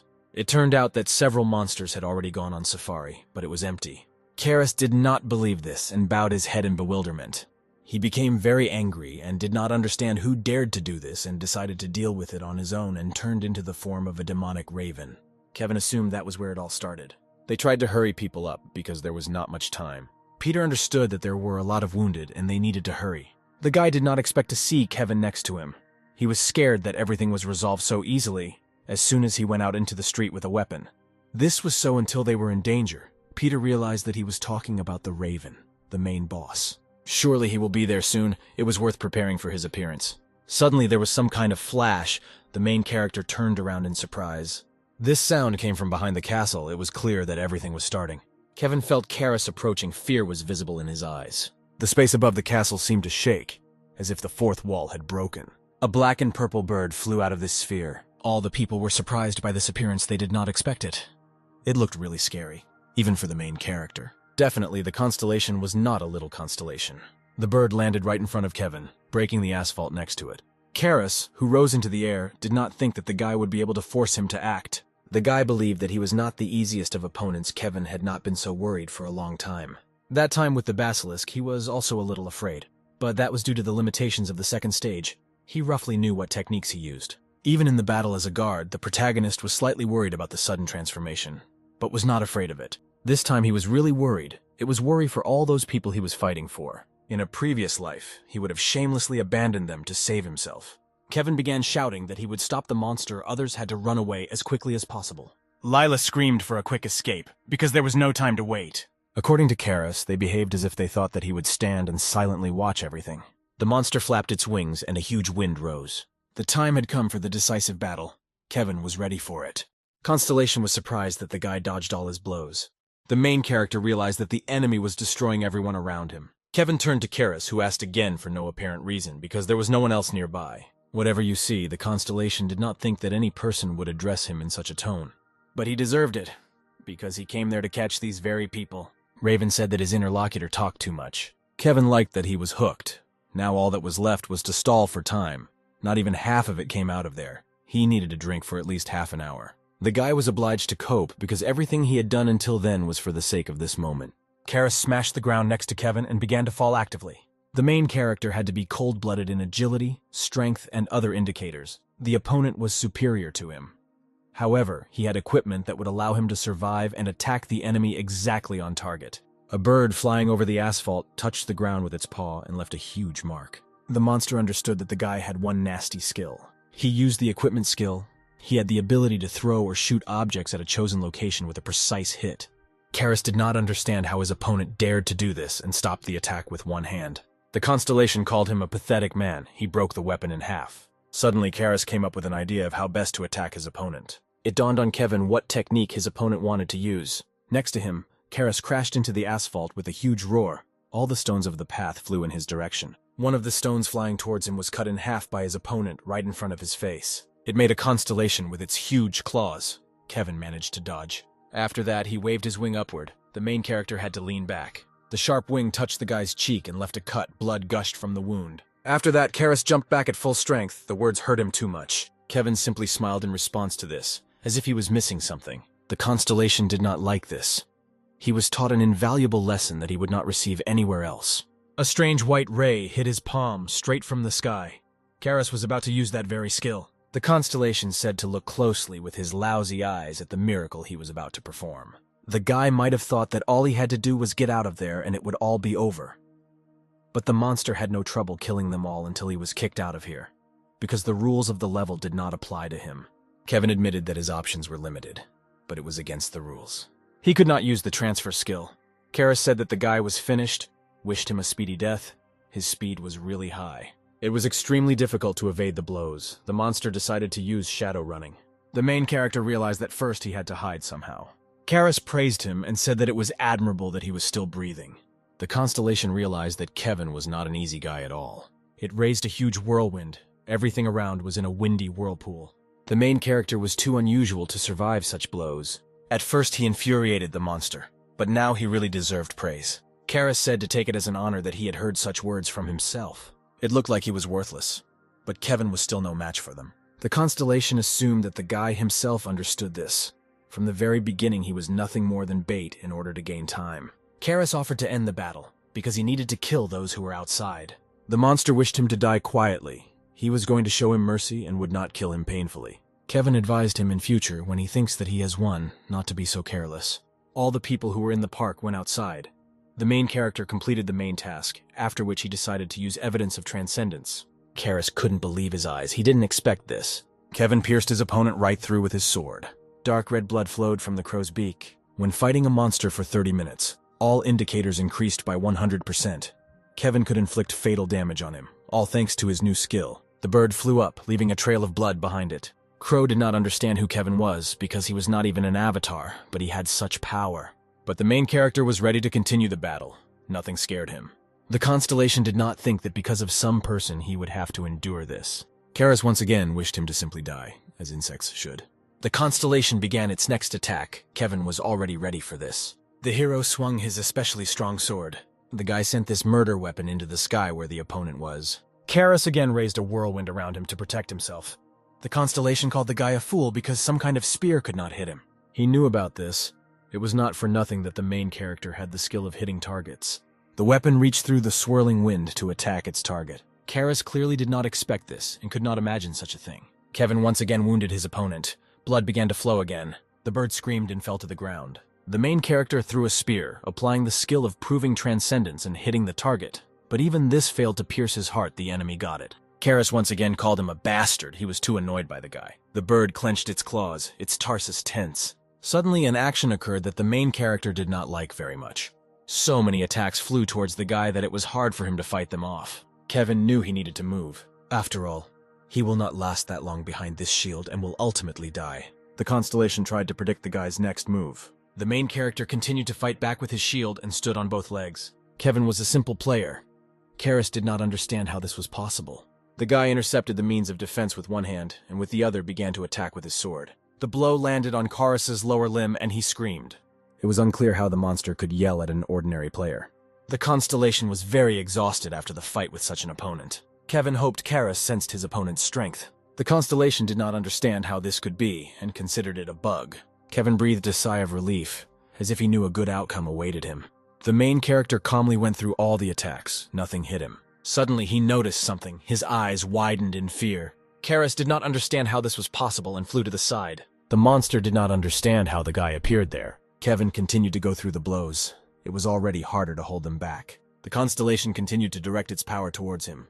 Kevin took the weapon in his hands and just watched it. Karras has already wished him dead an uncountable number of times. Kevin began using his shadow running skill. The Constellation no longer knew what ability to use to defeat the hero. Kevin flew up to the huge bird from above and was about to strike. The main character looked at him with a confident look while his opponent was worried. Karras made himself a wall of feathers so that he could not be hit. There was an explosion of bright purple flame. The weapon shattered into pieces. The guy showed off so much. Now he himself has become a laughingstock. Kevin was not satisfied with this situation. In his eyes, there was an indescribable amount of desire to kill the reptile. He attacked Karras. The monster called him a fool for thinking that he could kill him with his bare hands. With his limb, he drove the young man into the ground. Blood began to flow. In the end, according to Karras, the guy would have lost, but for a bug, he lasted a long time. Kevin has already said that we must not let our guard down. The bird's face froze in bewilderment. The spear pierced the monster's stomach. Kevin was able to do it after all. Even with his last breath, Karras did not stop talking about the insignificance of his opponent. Kevin threw it to the ground to get up. God in another dimension, watching this, was shocked the observing person could not report upward about the bug that happened to the raven. Akartos pointed out to the raven that he needed to play quietly, but for some reason he ran into Kevin. Akartos realized that there was no need to believe that raven. It seemed funny, so he received 50,000 points and closed his eyes. Even though he was rather weak, he still belonged to the Constellations. There was hope that everything would work out. There was also a problem with balancing the players. It was unclear how it happened that he had already used the transfer skill, and the map was configured in such a way that the Constellation could not yet use its power in the game. In any case, Raven is a still unknown constellation, most likely. Few people knew about it. There was no need to report upstairs yet. God did not know how this man managed to kill the Raven, but now he will watch him closely. Kevin was happy about the open world. Now he will need to integrate into a new society. Leela asked what the guild was. The raid boss was supposed to appear in 15 days. It was quite a long time. This was for those who did not finish the third task. Christian asked Kevin how he was feeling. Everything had been over for a long time, and the boy had just finished repairing his equipment. Kevin used the skill so he could get up with such a serious wound. The guy was getting ready to go to a neighboring city. He wanted to visit it. He had business there. The schoolgirl never understood her partner. She decided to take it for granted, but not to go herself. The clown's caretaker watched all this through the window. God was already looking openly. The girl did not understand what kind of nonsense it was. The main character was glad that this time the constellation used the vision blocking technique. Otherwise, the observers would probably have seen the spear piercing Karis's heart. The clown wanted Lila to go with Kevin, but she flatly refused. Instead, the guy had a proposal for her, and he approached Christian and Peter with the same idea. The guy invited them to join the guild he created. Christian really wanted to be in the same guild with Kevin. They didn't have to bother. They could say what they thought. Peter would be very helpful. The younger brother was supposed to become the best master, and the eldest would be a fairly strong player, not inferior to the avatars of the gods. On top of that, he possessed the rare skill of the spiritual eye, and he had a lot of potential. Lila didn't care. Everything would be fine with him. Everyone agreed to join, the schoolgirl asked when he was going to another city. The departure was supposed to be right now. They went to the station. They were on a high-speed train. The staff will do everything possible to make the journey comfortable. The grown men looked at each other. They were clearly planning something.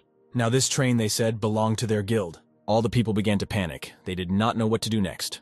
Kate was calm and walked against the running of people. She was interested in what was happening. She did not like it. It was clear from the expression on her face. The train set off towards the neighboring city. Kevin heard some noise in the back of the carriage. A monster may have appeared, but most players should have dealt with it. This time the reward was not very good. Before this, the main character only received white gold level items.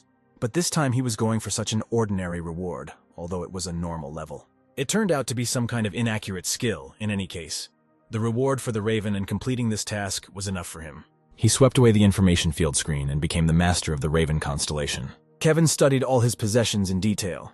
The Raven's eye created a bird that could be sent for reconnaissance. It was something like an observer. There were no restrictions on the number. Karis used the black eye skill, thanks to which the user could disappear into the darkness. When used, it felt like everything around was plunged into darkness. Maybe it changed depending on who was using it. For the destruction of a constellation, they could immediately give divinity, although it was of a lower level. In general, this was also beneficial if everything works out. The guy will be able to see the observer of that witch in the city. The witch who wanted the death of all humanity despite her love for people, and at the same time she wanted to keep them alive. Kevin even found it funny to say that she was the most kind-hearted to people among all of them. The train was moving at full speed to its stopping place in the city. Meanwhile, the fleeing man was puzzled that in front of him was the same girl about whom he had heard so much. She had black clothes and long black hair. When a red aura appeared, it meant that everyone around her would die soon. He definitely didn't think this story would be true. The man who was standing thinking about this was hit by a blow. He fell down, hit his head on the door, and Kate stood in front of him. The man accidentally glanced at the dead man lying next to him and covered his mouth with his hand. He asked for mercy, promised that from now on he would live quietly and not bother anyone. He begged him to believe in these words, that he would improve and everything would really be like this. The girl thought he was extremely funny. Her eyes glowed red. Guess for yourself what she would do with him now. People fled from the train. Kevin did not understand what had happened there. Kate greeted him. He didn't know she would be there too. It was too much for the girl because they arrived on the same train. The guy didn't know this. The guy told her to take the train, so she did so. If she had not checked the location in the command window, the guy would have left. They did not agree on where and when they would meet. Therefore, they were in the Roman Tower all this time. She checked the locations in a timely manner. Kevin understood why she didn't come to him then. But if there had been a girl there, it would have been much easier for him to defeat the Raven. In general, Kate wanted to come right away, but a third task appeared on the way. It wasn't difficult, just tedious, which is why she stayed late. Kevin came to the city to catch the boss of the raid. Kate thought so. The main character was surprised that his partner didn't ask anything else. For example, why did he come exactly there when there were only 2 raid bosses there, and in Seoul there were 4? The guy always behaved abnormally, so there was no need to explain anything. Kevin, not sure whether she thought good or bad about him, asked where they would go now.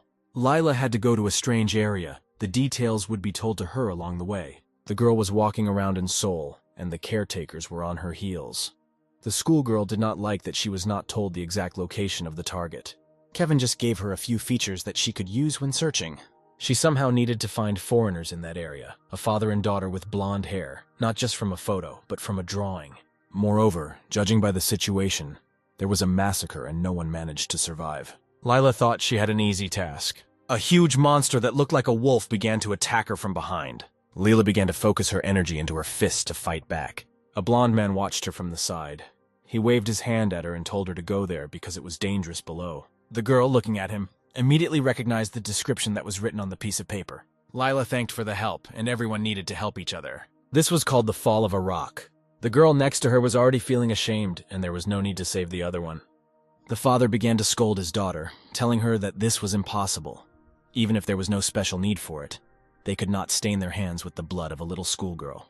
Everything was really as Kevin said. The girl asked the names of her new acquaintances. The father's name was Luke, and his daughter's name was Lynn. Lila asked to go with them for a while. The guy was an accurate player as he was able to throw such a large piece of concrete.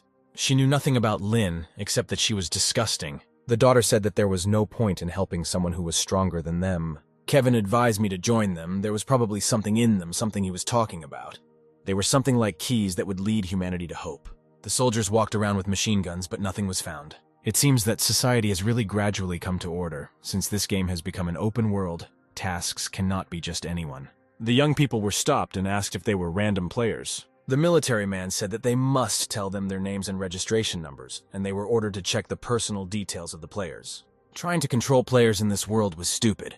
Kevin asked if the girl could jump to the next building. The girl was already prepared to do this. The military man could not just let them go. Kate made a jump, leaving cracks on the asphalt. He and Kevin jumped on the roofs of skyscrapers. The military man looked at this in surprise from the earth. Kevin landed on one of the highest points in the city and began to examine it. The girl asked why they climbed there. It was necessary to track down the boss with their own eyes. Kevin used his raven eye ability, and black birds began to appear behind him. Keith asked where he got this skill from. He replied that he learned it not so long ago. The young man asked permission to check the girl's article while the birds were looking. It seemed to the main character that the girl couldn't even refuse. Kevin didn't understand what was the matter, how she managed to grow up so quickly, master the technique of damaging vital organs, and raised her regeneration to C rank. This meant that she had already been possessed by a black aura, or harbingers of this should have appeared, because the mask already had 3 stars. Kevin was very embarrassed. Kate noticed this and asked what was the matter.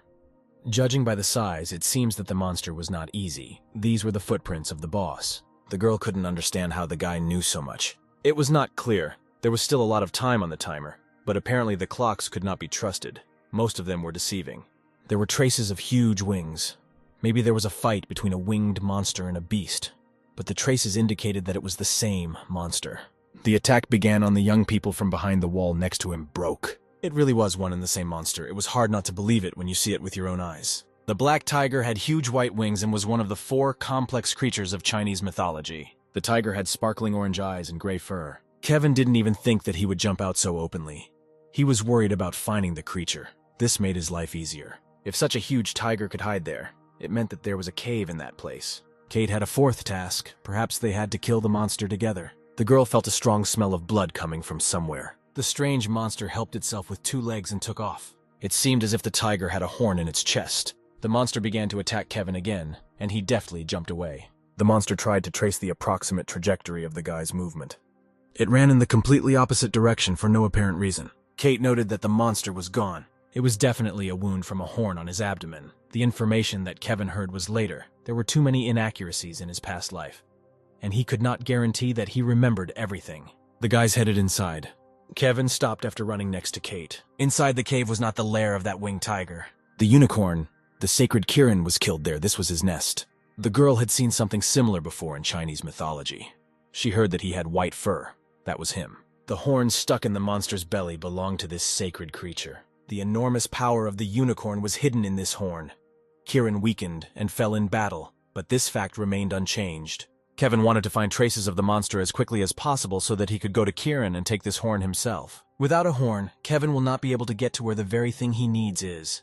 Kate suggested looking around inside just in case it was a dungeon. Perhaps there will be a reward, but by the looks of it the level was not particularly high. It is unlikely that something like the horn of a sacred animal would fall out. The girl found some kind of stone. Perhaps it was mithril, the strongest metal after orichalcum. But this was not so. The girl found some kind of rainbow egg. Kevin was surprised by the find. Something fell under the carcass on that side. She started digging, and there it was. The main character began to thank the girl and was immensely happy. They found the egg of Kirin, or more precisely, the fruit themselves. The female Kirina carried him for a long time. Soon a new unicorn would hatch from there. The male was called Ki, and the female was Rin. It turns out that it was a monster egg, and to be precise, it is a sacred animal. Kate didn't like the fact that she would have to carry all this with her. Now with the help of this egg, it will be possible to resurrect Kirin. Kevin felt sorry for dripping his blood there, but the stats depended on the blood. Perhaps Kate would be more suitable for this, skills with skills, but she had a Death Star. It was necessary to introduce a catalyst into the blood within about 2 days. It would be difficult to find another suitable player during this time, and in terms of stats and skills, she was superior to many. Suddenly, the guy noticed that he had received a message. The message said that Lila had finally found the people he told her about. Leela realized that it was the egg of a sacred animal. For this and another reason that he could not tell her, the girl was told to find people. The schoolgirl was very curious, but Kevin said that she herself would soon find out why all this was for. In the meantime, she would do well to stay close to those people. For her, it was not difficult, but it was done only for the sake of a good reward. Such were the times. Kevin thought that he could handle it alone when he started the second round with all the knowledge he had gained. But when he met the greatly changed Minotaur and Karis, he realized one thing. It is necessary to take into account the interference of the system. For this, the guy needed Lila, a player with the strongest skills that even deities fear. The pinnacle of humanity was Lynn Taylor. The girl really liked the egg and asked if it would hatch. Kevin didn't like being called uncle because he didn't look that old, but that wasn't the point. There was a 10-year difference between them. She wouldn't have called him as an old acquaintance. For that matter, Lila offered to call him uncle herself. Kevin refused. Suddenly, Kate appeared from behind. Even when she was just standing there, it became creepy. Kevin wasn't going back to another city. Even if he returned now, he still wouldn't catch the boss raid. Kate said that they had already seen him. The girl did not understand how this was possible, because the time had not yet come for him to appear. Debris continued to lie on the street, but the building seemed to be in good condition, almost untouched. The raid boss was so huge, the schoolgirl thought that he was about the size of a guard, but judging by his combat strength, the guard was stronger. The difference was that the raid boss had higher defensive characteristics and more health, so it is not so easy to kill him, and he has much fewer restrictions on his actions. If you do not touch him, he will create so many problems that no guard can compare with him won't work. Leela suggested killing him quickly, but now it was too early. Other players were not ready, and the raid boss himself had changed. In his previous life, the tiger with wings was not injured by the unicorn's horn, or there were changes in the city while he was traveling there. Kevin had never been to that city in the past, but his attack was so sudden, as if the monster was waiting for him. Come to think of it, there were a lot of traces there, as if they were trying to lure them into a trap. And the battle between the tiger and the unicorn ended too quickly, although not even 3 days had passed since the announcement of the raid bosses. The more he thought about it, the more inaccuracies he found. Of course, this could have been the interference of the system, which was trying to contain him, but perhaps there was another reason. This reason could be a Kartos. He looked at Kevin and thought about how unusual he was. The man did not think that the young guy would be able to evade the creature so easily. It seemed that the guy had obtained something from the dungeon, possibly a Kirin fruit. But even if this was so, the creature would still not hatch, since he would not be able to force it. Akartos did not understand why the tiger was so weak, because he had only crashed into the horn, and was already groaning in pain. The man made sure that he absorbed Kirin's horn. In order for him not to notice anything, it was necessary to slightly increase the skill of wound healing and adaptation. If you tried, he could turn out to be an incredible monster. 2 weeks later in the same city, the weather was the same sunny and slightly cloudy. Kevin and Kate stood on the street and looked at passers-by. Kate could not understand what the military had lost there. The police apparently wanted to show that last time, due to a surprise attack. They fought at insufficient strength. The weapon almost didn't work on the monster, but it still had a small effect, although for the raid boss, it wasn't even a thorn. If this matter were entrusted to the players, in which case they would have more power, they certainly would not want to lose the power that they had difficulty gaining in the open world. Kate didn't like this, so they decided to go to other players first. Kevin was offered to join someone's team, but this was not part of his plans. The guy who suggested it warned that if you show off for a long time, you won't die for long. He would take on this when it was too late. It was immediately clear that he was trying to be on the same team with Kate, in their opinion. Such people were everywhere. The girl offered to deal with them later. Kevin asked to go faster. He saw someone. It was John, who was wearing a black cloak, black armlets, and iron armor on his shoulder. The young people decided to approach him. Kevin reminded him of the promise. The guy did not understand why the main character was there. The dark-haired guy noticed the equipment of the unreliable young man. It seems that he tried hard in the third task, which means he most likely acquired a new skill. The transfer skill could not be learned in the normal way. Avatars could only do it with the help of their deity, because they exhibit such a destructive effect. But the problem is that deities do not give it just like that. The instructions to go to another city most likely came from another guy or from Righteous Life. In the chat, they were discussing the guy who killed Karis. The clown said that he gave her avatar a task. Kevin was interested in this dialogue. It was interesting for him. She was probably talking about Kieran's egg. The clown had such a character she would never tell. There was no need to worry, and the deity who controlled Luca was also good at keeping secrets. Kevin turned to John and asked if he had learned the inducement skill and could use it now. The guy at first began to deny it and said that he had not studied this. The main character warned that something bad would happen if he lied. John immediately changed his testimony. Kevin wished he had just said so instead of lying. A black crow with shiny monochromatic eyes flew in the sky. The asphalt began to move and crack from this bird. Kevin ordered to immediately use the acquired skill. John did not understand why. This was necessary so that everyone around would not die. Apparently, the raid boss was lying in ambush to attack the players. If he fights with them, then there is no need to take a detour, especially since there is still a lot of time left before he appears. In this case, the answer was simple. Before the battle, he wanted to refresh himself. Kevin began shouting to those around him that the monster was approaching and everyone needed to run for cover. People did not understand what he was talking about because there were still 10 minutes before the boss appeared. They assumed that he did not know how to tell time. The main character warned them that if they stood like that, they would soon die. Kevin thought that words would not help. No one began to run anywhere. The main character asked John to use the skill faster, but he could not do this under orders. He needed to some extent, understand the target's way of thinking. If he began to manipulate people without warning, it would no longer be motivation, but hypnosis. It was really like that. Kevin asked Kate to carry her weapon and he would give her a sign. There, she should have seen a fire hydrant and had to hit the ground with all her might right in front of it. This guy would also attack. John asked to use the inducement skill when the raid boss pops up and people panic. It will be necessary to take them away from there. But the guy again began to find some excuses. Kevin asked not to worry because soon there was going to be a commotion there. The guy had one way. There were 5 seconds left before the boss appeared, before disaster struck. People felt the earth begin to tremble and began to worry. The countdown began, but it was really early for the boss raid. Kevin watched the situation carefully and waited for new developments. The tiger jumped out of the ground and the main character was already waiting for him with a weapon outside. It was clear that we needed to act right at that moment. Kate was given the command to act, and the guy didn't stand idle. The girl with the weapon was swinging at the paw of a huge monster. She hit it with all her strength. The limb flew down. Kevin didn't understand why the winged one came out of the dungeon sharply. People looked around and talked. They thought that everything would be strictly on time. The military man ordered all soldiers to open fire and go on the attack. They obeyed him. The shelling began, and the desire to kill raged in everyone. The commander gave the order not to cease fire in order to finish off this creature for sure. Young people in large numbers fired bursts at an unidentified object. After such an attack, according to the commander, there should not even be a wet spot left from the monster. But apparently something didn't go according to plan. The soldiers fled in panic in different directions, because the monster was negatively disposed towards them. The monster was furious. Menacing sounds came from its mouth. But Kevin still noticed that something had changed in the creature. Some changes had occurred. Perhaps he was going to evolve into an adult. That was a problem. An adult Gungi is the same as a guard. His indicators have increased. It will not be easy to correct him. Judging by the fact that he fully received power from his horns, there was a game master there. Indeed, the matter could not have happened without a Kartos.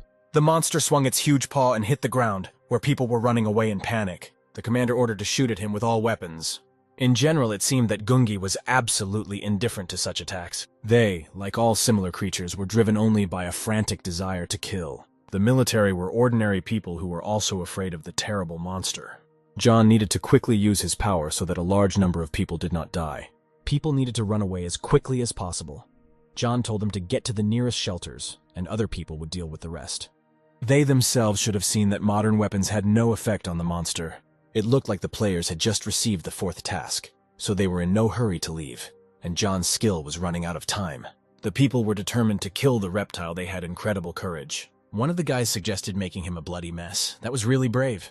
Kevin watched the situation with eyes full of horror. He did not expect to see this. He pushed the overly bold guy away with his foot so that he wouldn't be crushed by the monster's paw. The guy was grateful to him. Kevin advised him to fight properly, because this monster had more than just a big body. The young man was too slow to fight him. Kevin wondered if a spear would be enough. It was difficult to get close to the monster because of its fur. It was also impossible to attack from afar. The skin was too thick. Even magic arrows couldn't penetrate it. Right now, there was an opportunity to confront him without losses, but the main character did not know when he would turn into an adult monster, so there was not much time. Gungi looked out for his future victims. The monster flapped its red wings, apparently wanting to fly up. People didn't know that he could also fly, and it was unclear how to catch him. Those around me realized that they had to get out of there.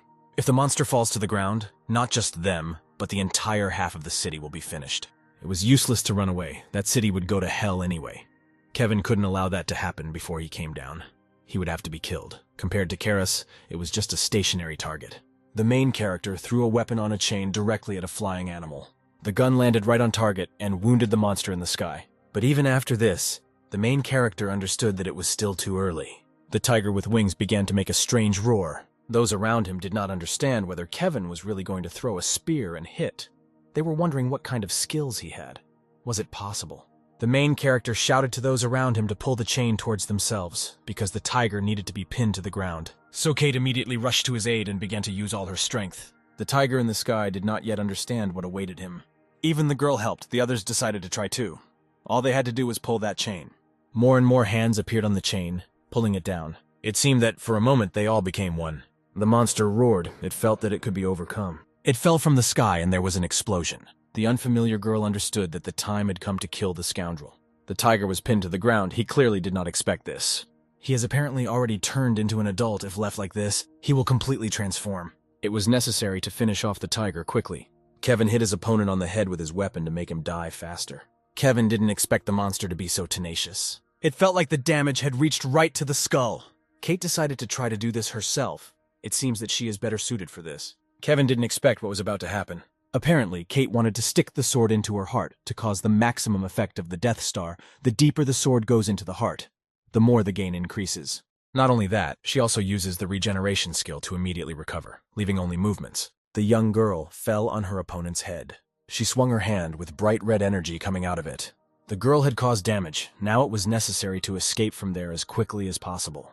The rest of the people, although they turned around from time to time, also tried to run away as quickly as possible. Kevin watched what was happening with tired eyes and tried to analyze. His gaze fell into the bright orange eyes of the monstrous creature. Its head hit a flat surface. Kate struck him mercilessly and with all her strength. Stones flew in different directions from such power. The girl swung again. It seemed as if it took no effort for her. It was clear that the monster was in pain, that it was being defeated. Kate did not stop there and continued to strike one after another. Suddenly, the monster turned its mouth in her direction. The girl flew straight into it. Kevin screamed his partner's name and began to worry. The girl finally fell into the animal's mouth. It put its paws on the ground. It was clear that the tiger was in pain, because you can't put anything in your mouth. They began to tear her apart from the inside. The reaction was due to this. His eyes expressed a complete lack of understanding of the situation, and he had just swallowed his enemy. But nothing had changed. The monster and those around him did not understand what was happening to him. They assumed that he was exhausted. The monster continued to convulse. Suddenly, Gungi fell to the ground with a crash. People wanted to approach him to make sure he was dead. The bravest girl did just that. He looked even scarier up close. No one expected this, but the animal's cheek was torn in different directions. Kate got out of there, covered in blue blood. No one could understand who she was. The girl, as if nothing had happened, began to wave at Kevin. After all, even the raid boss will die if his brains are blown up. Kevin asked him not to smile like that. He felt uneasy when pronouncing these words. Righteous Life in the chat discussed the strangeness of the raid because its level indicators were too high. This was the guard level. If they had finished him off a little later, he would have destroyed everything there. The gods assumed that the Game Master had intervened in this, otherwise he would not have been able to become so strong. It was not clear why. Perhaps because of that guy in black who dealt with Karis. Because he had been showing himself well lately. One of the anonymous people, it was Kevin, wanted to make suggestions. Tea with Lemon asked him if he really wanted it. Anonymous did not understand who Akartos took them for. He could take on other avatars if he did not like them. According to Chai with Lemon, this should have been stopped immediately, and the words had to be stopped. Righteous Life noticed that the Game Master was not coping well, which is why their server is the most unpopular. Akartos really didn't know how to work. He couldn't get away with something like that. Kevin loved that he made such a fuss in the chat. After this, the Game Master Akartos could not log into the Korean server for a long time. The main character lost the fur of an adult. Maybe the monster managed to change before Kate finished him off. The girl found the dark jade of the unlucky star in her inventory. She had just swallowed it. If made into a weapon, it would become a top-class weapon, although the proper materials were not currently available until it was impossible to make one. Kate offered to give this stone to Kevin after all. She only finished him off at the very end. The guy refused. The more you help other players, the more hungry mouths there become for Kevin. The gold level was enough. John had a silver level. The main character did not understand how he earned it. because all he did was run away. But the guy also helped people avoid danger. Thanks to him, they could fight. If he had participated in the battle itself, then would get gold level. Kate intervened in vain. That's why he got that level. But that wasn't really the point. If Kevin wanted to kill the monster, he would have had to tinker. The main character got up from the stone and found himself opposite an unpleasant young man. Since they had sorted out the rewards, John's task was completed. He had his own things to do. Kevin decided it was better to leave him alone so that he could grow up little by little, and told him not to try to throw anything away again if he wanted to continue to live a long life. In this case, Kevin decided to go quietly to Seoul. The girl had nothing to do, but her mother could contact her. She talked to her once, but did not say anything. In this world, no one knew when she would die if she found out that she was still alive, but did not even try to meet her and did not tell her where she was. Then there were probably reasons for this. The stronger Kate became, the more often the guy had a question. If in a past life he had not left her to die, then could anything have changed? In the past, she did not even have time to develop her abilities and died. But now she is simply shining. In this life, she became a guide for him. In the past, she died. But now she is alive, which proves that fate can be changed. Kevin and Kate began to gradually leave the battle scene. A huge, fiery observer with a red pupil looked after them. A cruel man held small children on a rope and told them to obey him. Little children were crying, and this infuriated him. He threatened to kill them. Today, they had a big catch. They found a place where ordinary people were hiding. There was an elementary school in that direction. Children were hiding there. They didn't know where the children were being taken. They were simply told from above to do it. The orders were given by demons. Perhaps they needed the children's blood. The man joked that they were scary for them. They were chattering there. One would think that there was no business. The stranger was lighting a cigarette with his snow-white hands. The leader stood in front of the crowd of performers with his shirt half unbuttoned. He told them to shut up. A rat wormed its way among them, and the man came for it. No one could understand who exactly appeared to her. The leader said that he did not know the specific person. Because of this, he decided to mercilessly kill everyone present. The men were afraid of this because they did not want to die. They all started running, weapons hanging from behind them on their shoulders. The leader jumped and caught one of the fleeing people by the head in the air. For them, the black sky was a joke. He was not afraid to kill everyone. In Seoul, in one of the districts, Lin and Lila were walking along the street. If it weren't for Kevin's assistant, they wouldn't have earned so many points, but she did a really good job. She was at the gold level. Of course, all achievements were not without the merit of the stone that the main character gave her. Lin was so scared that something would happen to her new friend or her dad. Lila said not to worry about it, but suddenly an unknown young man began to attack her from behind. The girl managed to warn her friend. She managed to dodge. The man hit the ground with a huge sledgehammer, although he wanted to hit Lila on the head. The girl, with one swing of her hand, cut through the weapon that could have cut her in half. In response, Lila swung her stone hand at the offender. With her strong limb, she hit the guy who suddenly appeared in the face. The young people realized that these were not ordinary girls, because one of them knocked out her partner with one blow. A crowd of unfamiliar men stood in front of Lin and Lila. The young people did not understand who the schoolgirl thought she was. Lila noticed that one of the guy's eyes had changed. It seemed like she wasn't being taken seriously because of her age. The men realized from Lila's actions that she was an avatar. Her arms turned into green, sharp limbs coated in mithril. The girl did not waste time. She immediately rushed to the attack so as not to be offended. Lila heard that the men not involved in the fight wanted to go after Lin. The girl turned around. Several guys rushed at her partner with weapons in their hands. Seeing this, she immediately ran to her aid. Lin was able to somehow dodge the attacks on her own. Assessing the situation, Lila realized that this was her chance. As she ran, she cut several guys in half. The men realized that they would not succeed and decided to run away. The girls began to inspect the place of the fight, trying to find clues. The schoolgirl was glad that nothing happened to Lin. She was completely fine. Lila asked how her partner evaded.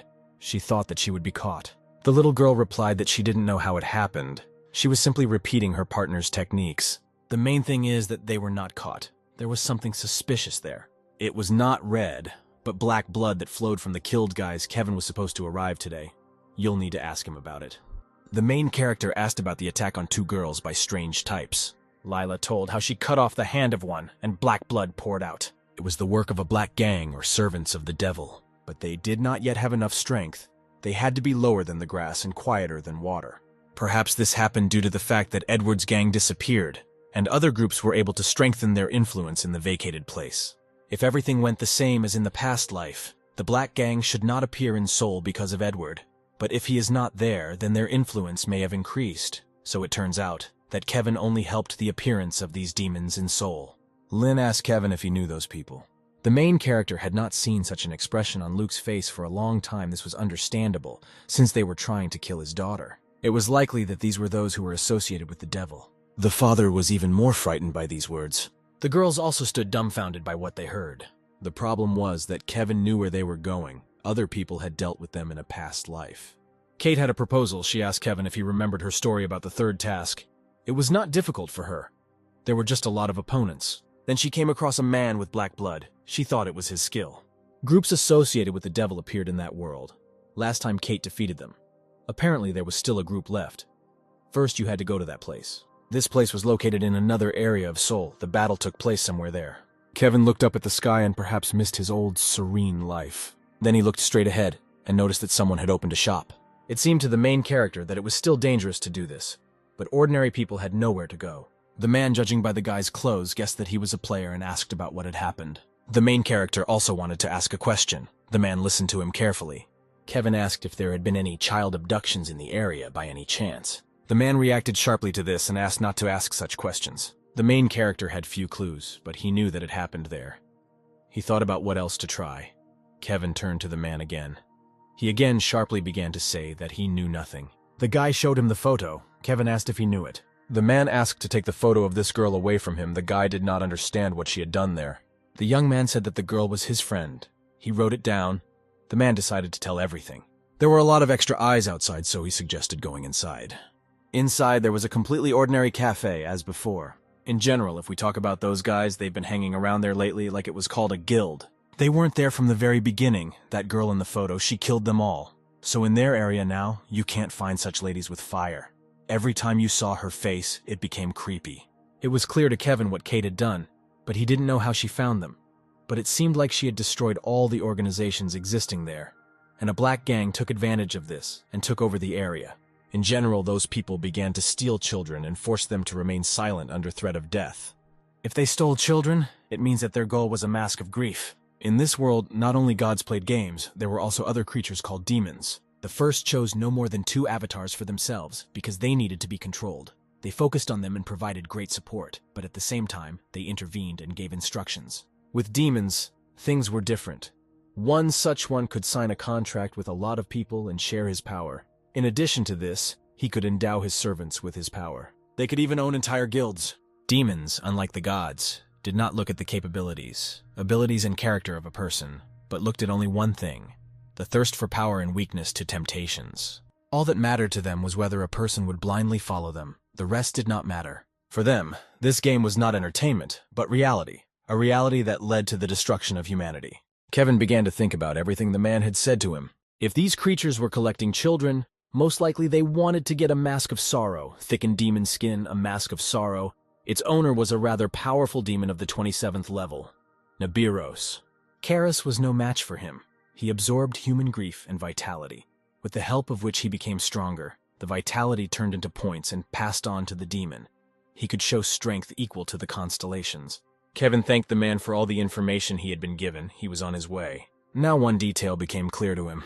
The group in black were servants of the demon. It turns out that they are connected with Nibiros. Now the guy knew what to do next. It was necessary to deal with this gang. That seller was talking about white buildings. There were white buildings everywhere. Most people with dark hair and dark clothes. It was really difficult to search. We first had to find their leader and finish him off. Kevin heard a strange noise from behind and turned around. Behind him stood men with weapons. They asked him who he was. It seemed that a guild had formed that traded in robbery.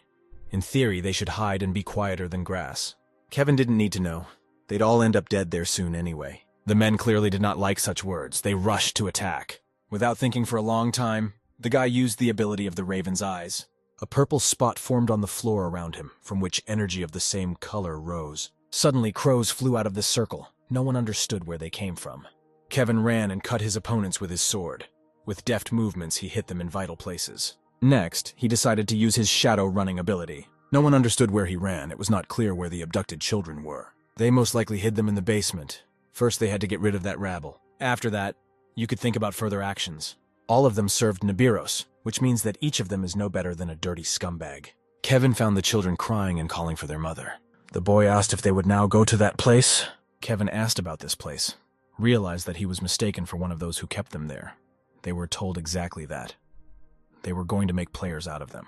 With the help of this, they were lured there. The main character explained that it is impossible to become a player at will. Moreover, it is impossible for an ordinary person to make someone a player. The boy couldn't believe it, because guys like him came there and became players. Most likely, from the very beginning they were already like this. It is impossible for human forces to become a player. The boy called him a liar because they promised to turn him into a player, asked him to let them go from there.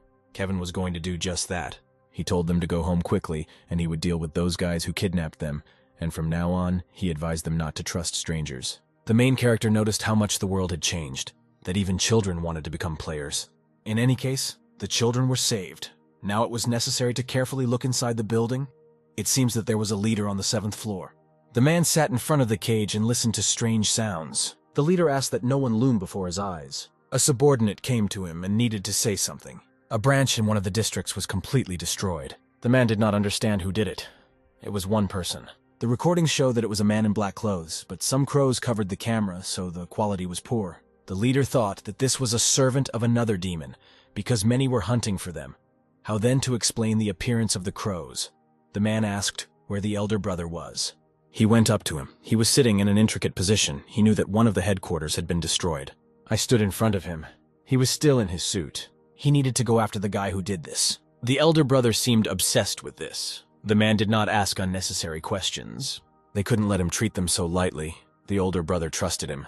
That guy looked strong. Asked him to be careful. There were at least 50 people in another area. That guy in black was not an ordinary guy, that was clear.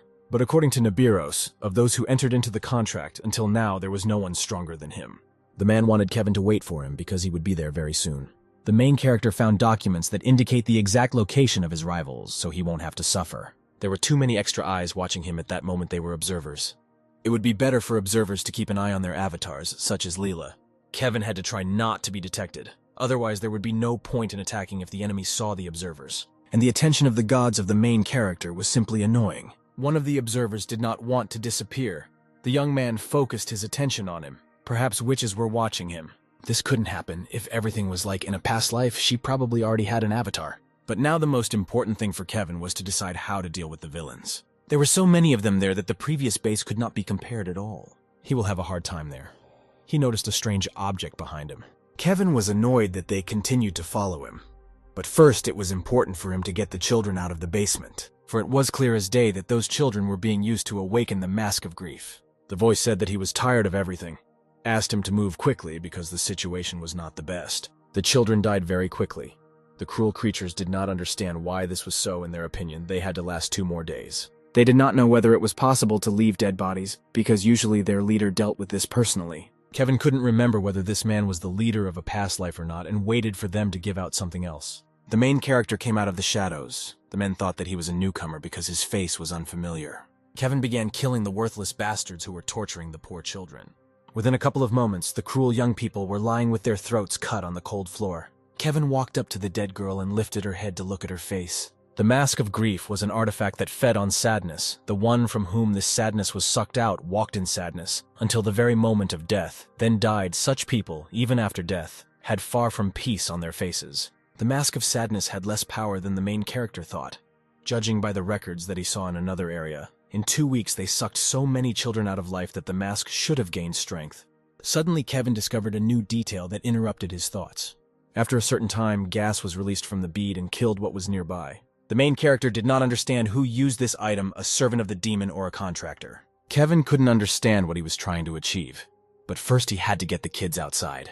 There was a cry in the library because they had not yet found out who carried out the attack. The director did not understand where the person who dared to stop him came from. He decided to ask Mr. Nibiros for more time to gather new children. The man in black clothes controlling the ravens, in their opinion, could very well be a servant of another demon or a contractor if he is not as strong as their ward. Then he is no match for them. A member of the group asked if everything would be all right with the man who went to the showdown, if he was too strong. The director asked to stop talking nonsense. It might have seemed so, but the ward treated him like an older brother and would never betray him. In any case, it wasn't the main thing right now, but it was still worth thinking about. The director asked the young man if he saw the same thing as him. There were a huge flock of crows flying in front of the window. It was scary. The whole flock of birds flew inside the window and broke it into pieces, thereby being able to get inside.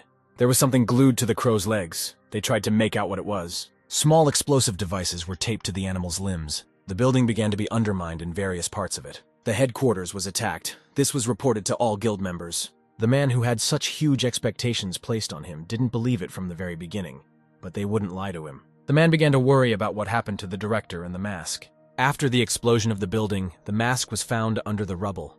He thought that he would take it when he took the children out, but it is in place. If he has divine power or is connected with demons, then he must surely know that it cannot be destroyed. The man realized that the main character's goal was to save the children. The director concluded the contract, but the body was still human. The Raven sign had recently changed. It seems that Karis was killed and his power was appropriated for themselves to be more precise. The crow's place cannot be taken. It is simply empty. The demon could not help but know one of the most famous players, but he could not get into the community of gods, so he sometimes heard rumors. The man said that he understood his mentor's story. He asked him to drive the motorcycle because he didn't know where to go. He was going to go to the same guy who scared everyone. Kevin was not one to show his appearance. Even in battles, he did not fight face to face. They wanted to force him to fight so that he could not hide anywhere. The man asked to be taken to where his partners were, where his base was. The demon didn't care, but if he lost to Kevin, it was possible that he would lose interest in him. Because he could not resist him, the creature did not want to advise him of a fight that he would lose. But this did not mean that there was no way. The mask was not yet completely ready, but if a man puts it on, he will be able to defeat the Raven, or rather, win with a 100% guarantee. Of course, he didn't like this, but he was in no position to choose. He planned to do the same with it as with other services. The demon handed the artifact into the young man's hand, and he was told to hold it tightly. The demon Nibiros was going to bring him victory. The man was amused by this whole situation. Sweat flowed down his face in heavy drops. There were voices inside the cafe. It looked quite neat. Leela saw a man coming in and asked who he was. On the threshold stood a man controlled by Nibiros. It was pouring like buckets outside. You can't get out of the way in this weather. Lila asked about Kate, where she was. Lynn didn't know. She felt uneasy about using the skills. She just had to move her arms and legs. The schoolgirl decided to talk about all the secrets of successfully using the abilities later. A plate fell on the floor. Lila asked about what happened. The girl assumed that Lynn was afraid of lightning and asked if she had been hurt. Luke's daughter felt something approaching. She didn't know what exactly, but definitely something terrible. On the threshold, there was the sound of expensive polished shoes stepping inside. The company inside asked the man who he was. A huge man with black hair stood in one place for some time and looked around the interior and people. Lila's face showed fear. She thought that the stranger was Kevin's accomplice. The girl did not have time to ask a question when she saw that a fist was flying straight into her face. The girl manages to dodge. The man definitely didn't expect this. The stranger was surprised at this turn of events, and the schoolgirl continued to think about who he was. The man managed to seize the moment and hit the girl in the stomach with all his might. Even despite the nifril, the blow was very strong. The man warned that if she remained quiet, he would quickly kill her. The girl was not interested in listening to this. She turned her limbs into murder weapons. Without thinking for a long time, Lila ran to the attack because she had to defend herself.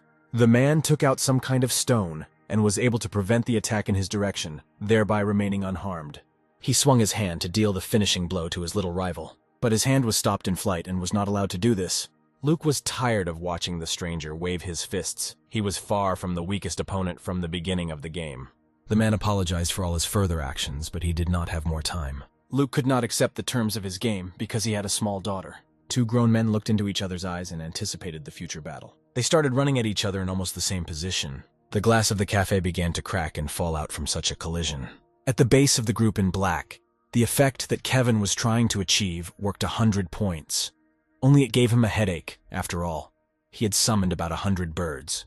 Then it was possible to deal with the guys in black using this. They probably took the mask themselves. Kevin would not be able to destroy it in any case. The chief turned his head and wondered what was next to him. The observer flying nearby said that his avatar was in danger. If Luke had a little more experience, he would have become a serious problem for the man. Lila and Luke lay beaten and possibly unconscious on the cafe floor. The cruel stranger was tired of this whole situation. Familiar fragments began to appear before his eyes. The demon told the man not to kill Lynn. He asked why. The girl had enormous power hidden in her. Her high pure magic would certainly be useful to them. The creature didn't care about the rest. The man could deal with them as he pleased. The man approached Lynn and affectionately called her baby. He told her to follow him if she didn't want those around her to die. Lynn realized that if she followed him, they would all be saved. The girl stood up without further ado, and the stranger hit her with his hand on the neck. The girl lost consciousness and flew down unconscious. The The stranger carried her like soulless meat, throwing her over his arm. Suddenly, the man's eye caught something, and he was very surprised. Literally a couple of centimeters from him, a sharpened axe flew into the wall. The man could not understand what these antics were. The stranger thought that Kate was at the same time with them. The assumption was incorrect. The girl immediately went on the attack without further explanation. The man understood that she was moving faster than him, but she just attacked and that's all. The girl first grabbed her palm and then decided to strike her on the head. The man managed to dodge the blow. In her opinion, the stranger should have already died from such attacks. The young man had a rather strange gait, as Kate noticed. She seemed strange to the man. The girl was sure that she had hit him, but he moved so deftly like a snake. The style of the former boxer was noticeable. The girl noticed it. Kate assumed a fighting pose, holding 2 fists in front of her. The man was very tired of the girl. He was waiting for him to quickly deal with her. Kate again ran to attack with her fist extended forward, but the man was again able to dodge. The girl hit the ground with her shoe, thereby using the ability. Many fists flew at the man, making sure to hit somewhere. She only aimed at the head and attacked without thinking, nothing complicated, but her skill greatly irritated the man. The young man hoped to deal with her with just 1 blow. The fist was right in Kate's face, literally a millimeter away. Kevin's partner flew into a container nearby at great speed. Although the man dodged, he did not expect such speed. Kate almost managed to parry the attack with her second hand. It was a little dangerous. The man needed to move his feet faster so that the problem would not turn into an elephant. The young man noticed something strange. His face changed.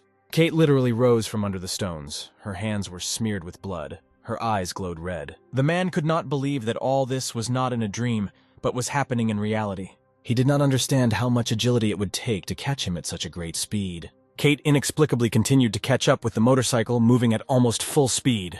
It seemed to the man that she was only accelerating. At this rate, she will quickly catch up with him. Her hand began to reach out to him. But suddenly, there was an explosion. Thanks to the mask of death, the girl was unable to catch up with him. The man thanked the demon for helping him. The action moved to another city on the pier. A raven was soon to appear there. He was looking for this man. Along with Kevin was that foreigner and a high school girl with strange abilities. And also the girl who was interested in the demon himself must surely be the reason for the interest. There was also a girl in black. If there were such people around him, then he himself was not simple. If he has the same level as the girl, then you can't count on success. And so the demon told him to put on a mask. There was nothing to think about. Without this item, he would have been a corpse, like the rest of the rabble. But there was no need to think that it was helping. The creature simply did not want to lose what he had found with such difficulty. If he lost like the last bastard, the demon's contract with him would explode. The creature said to get ready because Kevin himself was on the way. The man asked the main character if he was a raven. He replied that yes. Kevin had seen it before, like it was mixed martial arts. The main character asked why the man kidnapped Lynn. She was still alive. He believed that this was the best way to call the main character there. Apparently, he was right. The young man asked if he had called him because of the gang in black. Naturally, this was so. The main character felt his power. His companions were attacked by demon servants, so he decided it was better to remove everyone associated with them. The man had a debt that he had not yet paid off. Kevin noticed that his hands had changed. Most likely his body had strengthened. The main character has not fought without a weapon for a long time and said not to regret it later. The man looked, although with a confident gaze, but you could still understand that he was worried. The young people ran at each other. They were in almost identical poses. Kevin decided to strike first, but the man managed to return. In response, the main character should have received a retaliatory strike, but Kevin dodged this himself and did not allow himself to be wounded. The young man crossed his arms above his head. The man did not understand what this was for. With crossed arms, he began to attack the enemy, but he managed to block. The opponent understood that Kevin was very strong. Therefore, the demon told him to put on a mask. Low-grade people were no good. The man wondered if he could defeat his opponent if he wore a mask. If he continues to resist, then the demon will have to use force. The difference between the contracts of gods and demons was that they knew how to force. Kevin clearly did not expect the following events. His eyes were wide open. The main character waved his hand, and a large number of sharp crow feathers flew at his opponent. The man took the mask in his hand. Feathers began to fly away from him. It was hard for the demon to watch the boring fight. Now he wanted to enjoy it. It was all for the sake of the man. If he had been stronger, he would not have had to resort to such measures. A huge column of bright red energy rose into the sky. The mask was right on the man's face. He was holding his head with both hands. This situation was already starting to get on Kevin's nerves. Based on memories from a past life, he assumed that if he put on a mask, perhaps hers, his experience points would become equal to his. The man chuckled evilly into the mask he had already put on. The demon found it funny he could control the young man directly. The creature decided to first introduce itself to the raven and say its name. In front of him was the 27th ranked demon, namely Nibiros. Kevin asked to quickly sort out all the matters because it was cold to stand in the rain. The demon could not believe that he killed Karas because he was insignificant. With the power he had now, it was impossible to hunt the constellation. Kevin benefited from the fact that the mask was not fully formed. He had plenty of strength. The demon and the capable young man entered into a duel. It was pouring rain, the movements were too simple and would be easy to figure out. The dirty man was quite good in battle, according to the demon. The main character noticed that his opponent had become slower. The young man managed to hit his opponent in the stomach, and blood poured out of his mouth. It was more like a simple punching bag. Kevin couldn't cut it in half because of the magic effect. But even so, the demon must surely feel pain since it controls him. The demon saw that Kevin had quite good skills. He even had time to laugh. But the main character, in his opinion, still remained a simple person. Kevin didn't understand why the young man stopped moving. The demon did not understand how the man could still talk. He came to his senses from strong blows. While he was wearing the mask, the creature could begin to control him again. The man began banging his head on the floor, apparently to get rid of the mask. Kevin didn't understand whether he wanted to regain his consciousness, whether he resisted the demon's manipulations with his own powers. The demon called him an idiot, because this would not crack the mask. A demon's artifact can only be destroyed by someone who is at least the same level as the demon, or by the demon himself, and also the one who entered into a contract with him. He still succeeded. You understood what he was doing. It was stupid on his part. If the one who made the agreement destroys an object belonging to the demon, this meant he wanted to break contact with him. They didn't care, because he still wanted to get rid of him if he lost, and so he would be the first to abandon him. The man tore the mask from his face, blood gushing out. The man with the mask on his face told Kevin that he had kept him waiting for a long time. The main character, you noticed that he no longer had an agreement with the demons, which means there was no need to fight with him. But the man did not fight him because of the demon, apparently. The gang boss raised his 6 as well. The contract was broken. His experience points remained at the same level. Now all he was capable of was a single attack. The man invited him to fight in a decisive battle. The young man saw movements that he had not seen before. The man deftly dodged Kevin's blow because he began to see everything better. He was determined to defeat him and was able to accelerate surprisingly quickly. Kevin realized that he had some demon experience points left. The man's hair color had changed to gray, and half of his face still had a broken mask on it. Apparently, the young man was exhausted and was unable to deliver the decisive blow. He fell to his knee, and the main character managed to catch himself at this moment. The young man was simply unlucky. Kevin decided to deal the fatal blow. The explosion after the decisive action in this battle was visible from afar. The man flew up and slowly began to fall down under the light of the waning moon. They began to throw stones into the sea, one flying further than the other. The main character stood and watched all this. The moment was filled with serenity. The young man turned his head towards where the fight was taking place. He said he takes everything back. The man did not understand why he survived after such an injury. A girl in a beautiful white dress stood above him and called him the remnant of Nibiros. It was clear that he became interested in how he survived. It was she who saved him. The man guessed that she was not human and asked who she was. He had many questions, but the girl kindly agreed to answer them.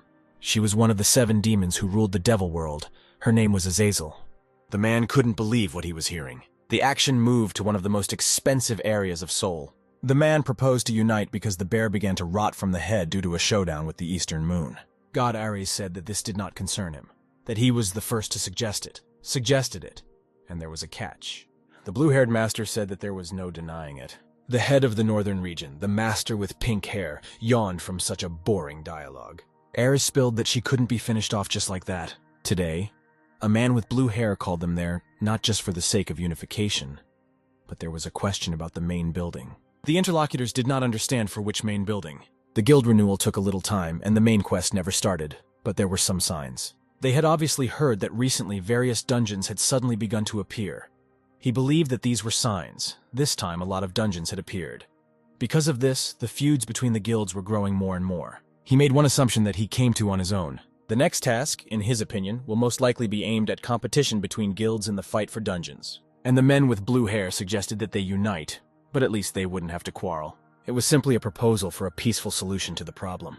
After the 4th task, it became possible to form guilds, acquired a guild building within the city. It became possible to build it as a safe zone. He thought it would happen much later. Still, the attention of the gods was already attached to his new acquaintances, who had become so close to him in a short period of time.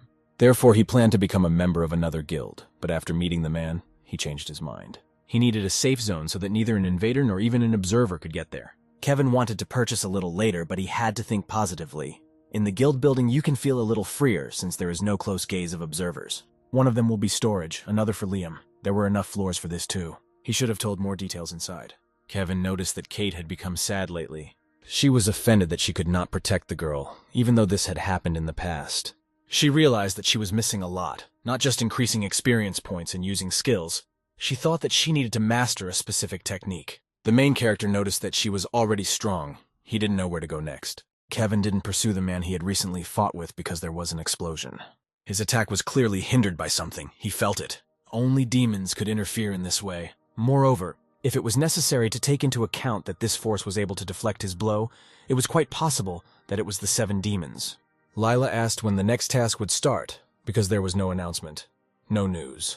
Kevin asked to wait for the moment when everyone had gathered, and he would talk about what he had planned. The main character spoke about the capture. All the guild members were sitting at the table. Lately there have suddenly become a lot of dungeons, but it was too early to conquer. The number of dungeons did not indicate occupation. It was the seal of the dungeon. Everyone looked at the head of the guild in surprise. They definitely did not expect this. Simply put, only those groups that included marked people were able to enter the dungeon. Until then, there were no restrictions on entry, but now they could be set for about a month. Then it will be beneficial to take possession of as many dungeons as possible. A stable supply of resources, the acquisition of points, the growth of players, everything was, in a way, a chance to become a leader in Seoul. The real competition was beginning. The major guilds had already started preparing. They may have heard that several guilds had already appeared in Seoul. Leela asked if non-guild members could take part in the main quests. That's why he gathered them there. The main character wanted them to join his guild.